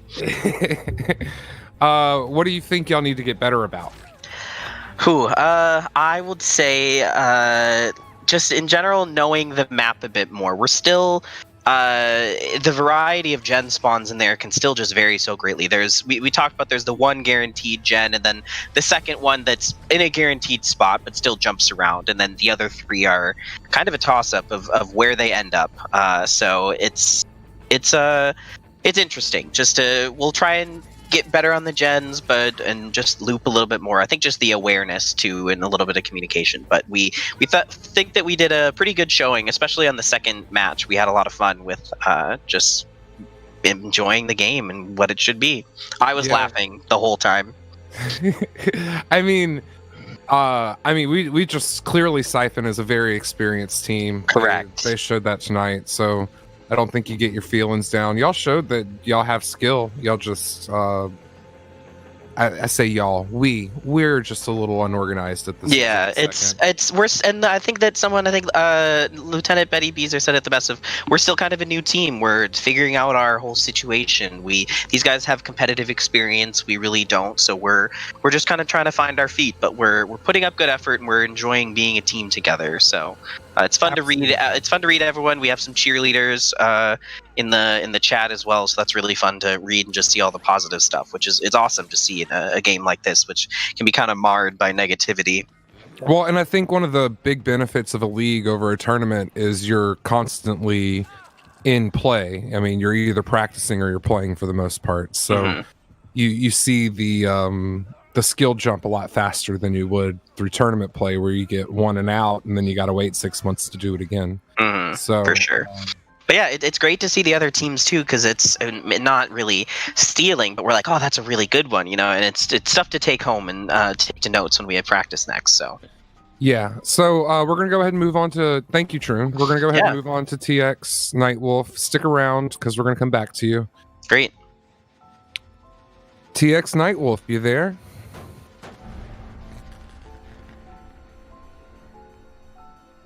I am here. Nightwolf, how you doing, brother? I'm actually feeling good right now. The usual. So, what do you think happened in that first match? I stayed in chases too long, and when I should have just left some of them. I think you also probably should not have gone upstairs. I think. Yeah, I made that. Yeah, I realized that. I was like, "What the fuck am I going up here for? I don't need to go." You did it almost immediately. I mean, it was 2 minutes, a minute into the match, and I saw you upstairs. I was like, "What are you doing up there?" Yeah, dude? I was beating myself up over that, but I mean, don't beat yourself up, but. Oh, I know. I mean, Yeah, Sam I will just do that for us. Yeah, I'll beat you. I'll beat the shit out of y'all. It's cool. Nah, I mean, it's all good though. I had fun. Don't get me wrong. No, I mean, I know I could have done better, but absolutely. I'm not sure what was going on with your build. But I blame myself for that. I think we should have talked about it a bit more. I don't know. I just kind of thought you knew what doctor build you were bringing in because you ran some pretty good doctor games. So I say what I used all throughout practice. Yeah, I think we should revisit your doctor build and kind of talk about it a little bit. But yeah, because there's some other builds that would be great on it. What do you think is the one thing that we as a team we need to get better with? A little more communication. We're staying on gens and stuff like that. I mean, we're getting better a little bit, but there's still some improvements that we need to work on. I mean, after going up against a strong competitive team, how do you feel though? Oh, I mean, I feel good about where we're at right now, honestly. I mean, it's like they're a good ass team. I mean, they're more experienced than us. But I mean, overall, we're gonna be up there soon. I completely agree, and that is the perfect attitude to have. Yeah. I'm gonna go ahead and move on to the guys who won. Thank you, Rudy. Stick around for a second. We're gonna come right back to you. Sorry, Nightwolf. No, you're fine. You're fine. I don't care. Everybody knows me. I'm gonna start with Spider-Man first.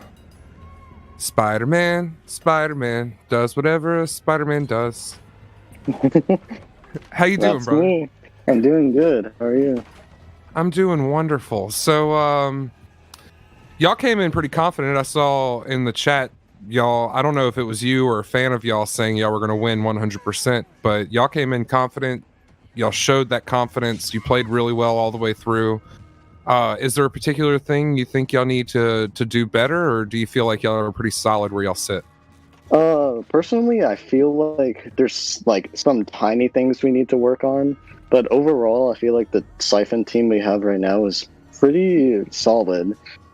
And the only thing I would maybe work on with our team is just better rotations or with the gens. Like some things we shouldn't have let happen and other things we did extremely well on.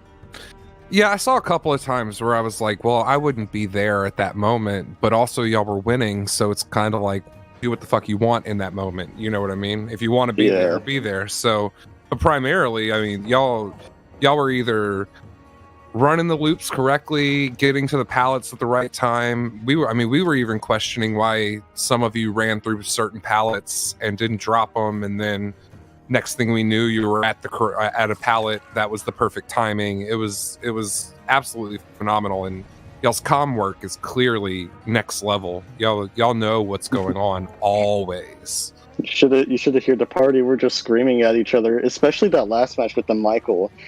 Like we were screaming because obviously some of us were just injured sometimes, and he leaves us. He was like, "Okay, he's over here. Okay, he's over there," and it's like, yeah, that's the thing. I wanted to. I mean, I know that Rugard is a really good killer. I do think Nerves is a little bit of the culprit of what happened tonight. Just knowing the team knowing my team and seeing what they're capable of. Actually, Nerves was a big factor tonight. Sam, if I could, I wasn't like when the game started. I wasn't actually nervous anymore. I think I straight up got my ass handed to me. Okay, fair. I could not commit to a chase because I'm so slow, and they figured out that I knew which ones had spine chill, and so they stopped using spine chill as a form of communication. Directly from the horse's ass. Like, all right. Like, did I get that right? You guys figured out that I knew who had spine chill, right? For the most part, yeah, we don't really think about that. It's more like trying to keep track of where you are is the most important part. Okay. Like for example, the upstairs gen, we wanted one of our teammates with Spine Chill to go up there, but yet again, you're just Michael with a scratch mirror, so it's so hard to tell where you exactly are all the time. But yeah, honestly, personally, Michael isn't that strong in my opinion for comp, but I feel like it can be viable if you play him right. Correct. Also, I agree with that statement. Yeah, I was the Kate from the very beginning. You scared the ever-living hell out of me when you came around that corner. I was like, oh shit, it's a Michael tier 1, tier 1. Oh my god. There was another one, whoever was playing either Felix or David, it might have been an ace. It was one of those three. Ace. It was an ace. Yeah. He just stopped behind one of the barrels and we just saw the aura coming and I'm like, oh, jump scare Michael for the first time in the entire match. It was a satisfying but also surreal, annoying moment because it was like, fuck, this is what it should be. This is what it should look like. And it didn't look like that. Every time he would go into aura reading mode, y'all were literally running away. Y'all were going the complete opposite direction of wherever he would be. He was never catching y'all running Out of towards position. him. Yeah, which is the trick to him. It's let him come to you. Y'all never came to him. Never. He had to go find y'all. It was really rough to watch. Yeah, I would say the goal with a tier 1 Michael, or at least Scratch Mirror, is that usually they want to stay around the 3-gen that you had, or somewhat of 3-gen. It's Underground Complex. But usually, like, right then, as an example, since, like, your 3-gen was far away from the portal room, you just kept on running the portal room. And if you ever committed, we stayed on the gen, or we just reset and keep on trying again.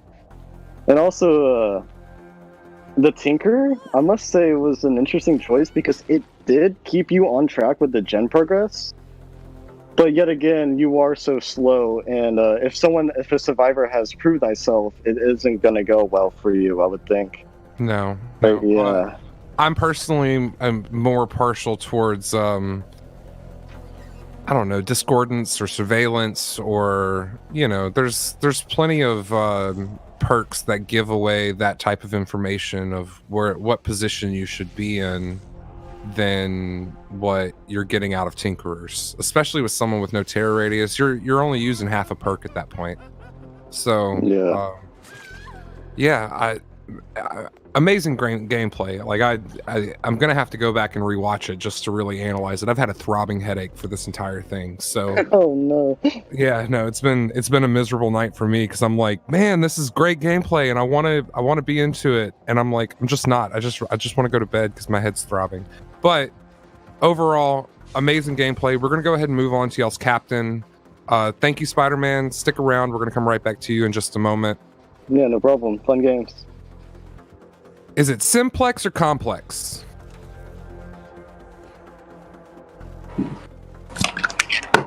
Hello? Hello? Is it simplex or complex? It's complex. Complex. Yes, sir. How you doing, sir? I'm doing well. That was an amazing first showing from y'all, especially coming in last second, getting no preparation time, being thrown into Hawkins. You didn't know the team y'all were playing against. You didn't know anything about it. Y'all did such a great job. Thank y'all for stepping up first and foremost. We really appreciate it. So tell me what you think y'all did right and tell me what you think y'all did wrong.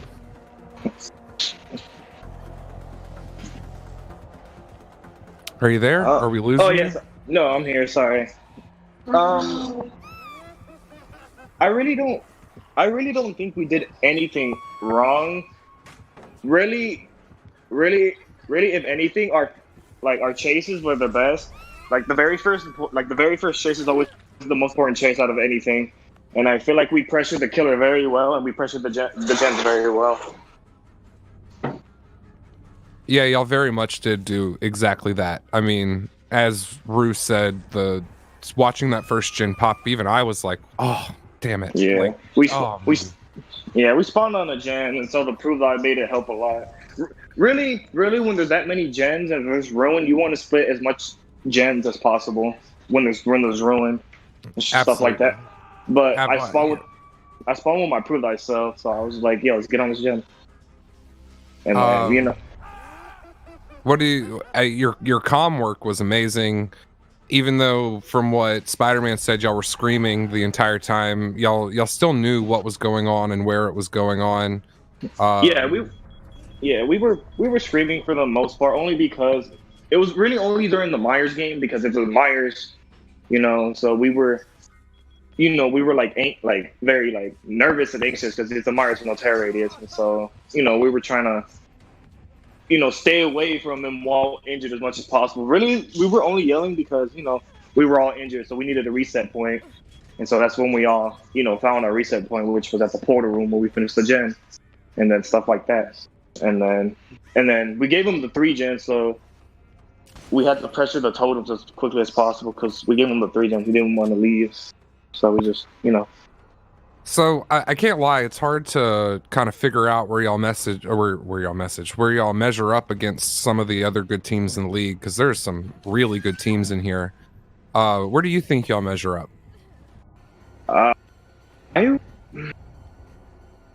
wouldn't know any other teams that play. You do know here. some of the teams, especially coming from DBD Esports. You know, Object of Obsession or Object of Depression. Yeah. And you know CDM, who's normally I'm not going to say their actual name because their acronym is you know, coming from BR, I didn't know what is it? Creepy Myers? I don't know the team. Creepy Daddy Michaels or Myers is what they are here. Yeah, I know the killer and I know one of the survivors. That's about it. But I don't really know anybody else that well. And then there's Port Mafia, who I think is actually a competitive team as well, but I don't know where they're coming from. I haven't done much research into where they're coming from. And then Sample Text is a competitive team as well. Again, don't really know where they're coming from or what their normal name would be.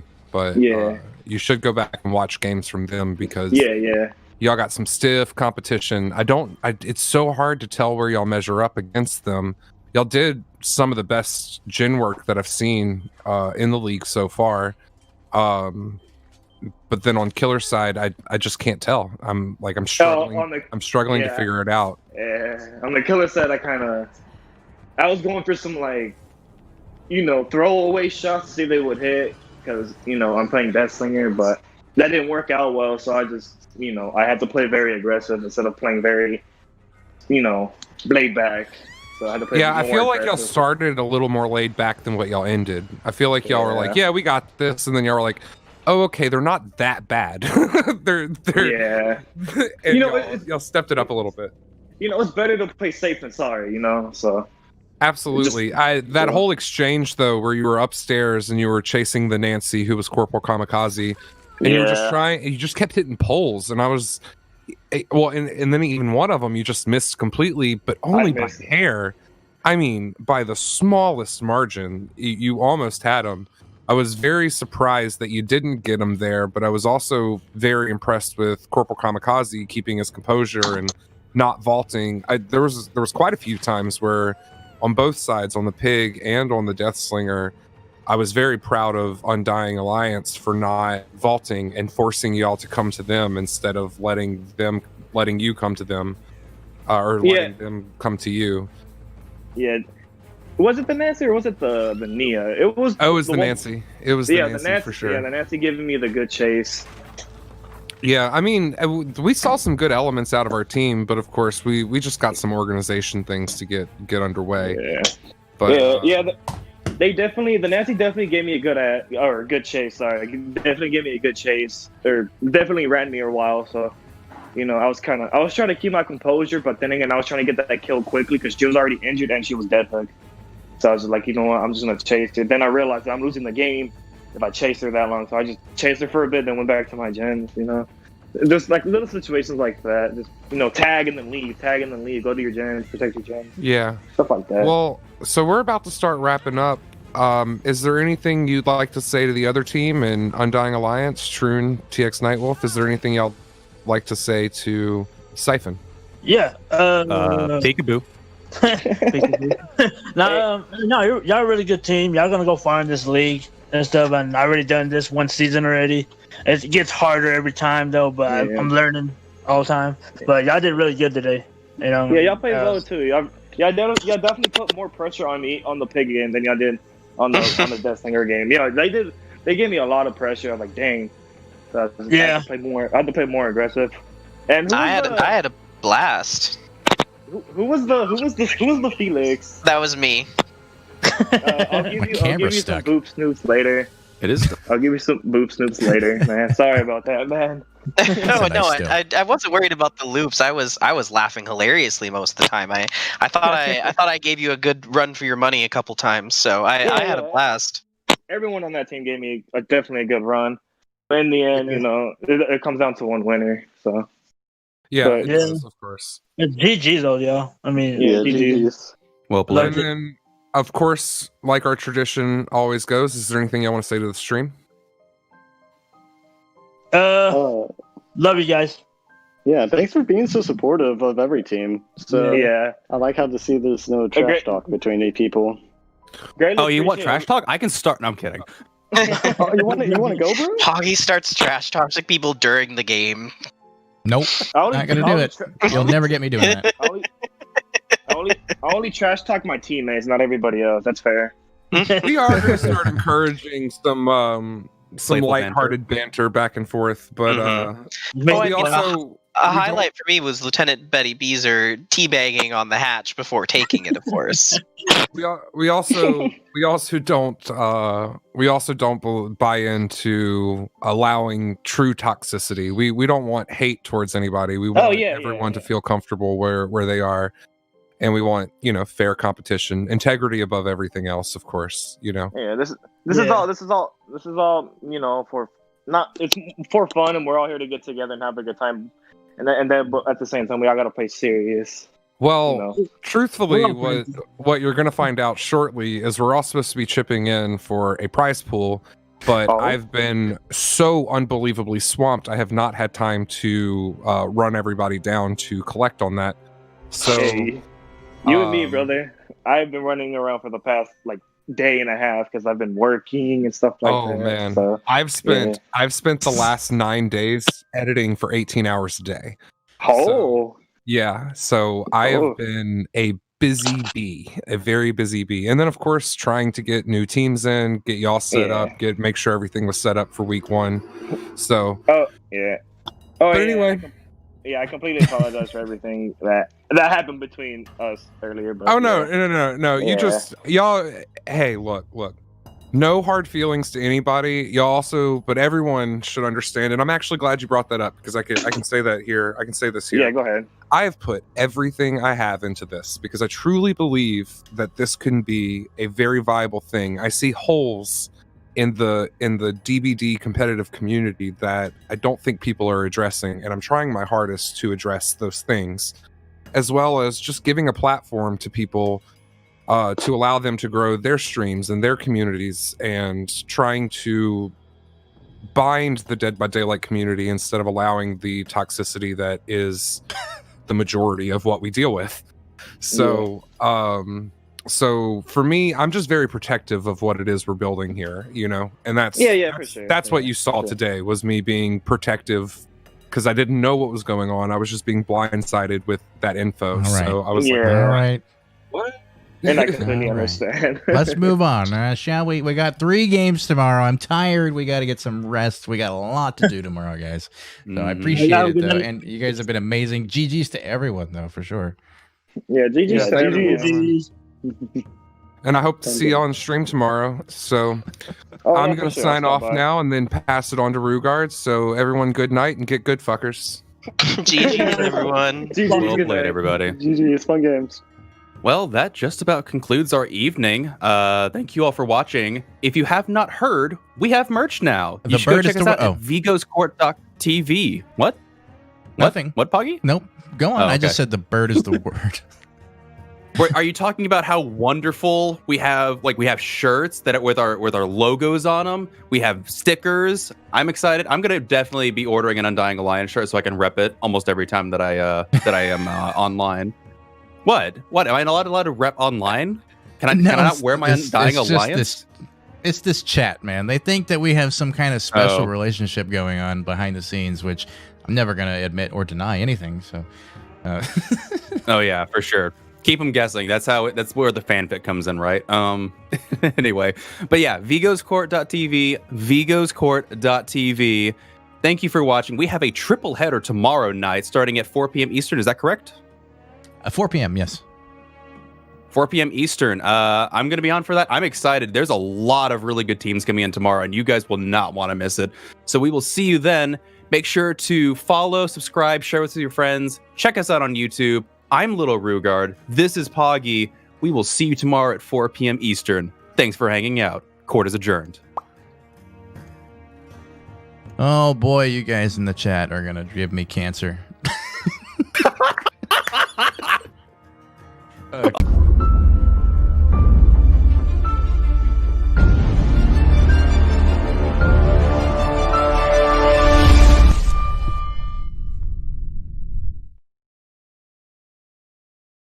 So before the first gen even pops, trying to bait out a hit there, but not able to get it. Ricky JT able to get away.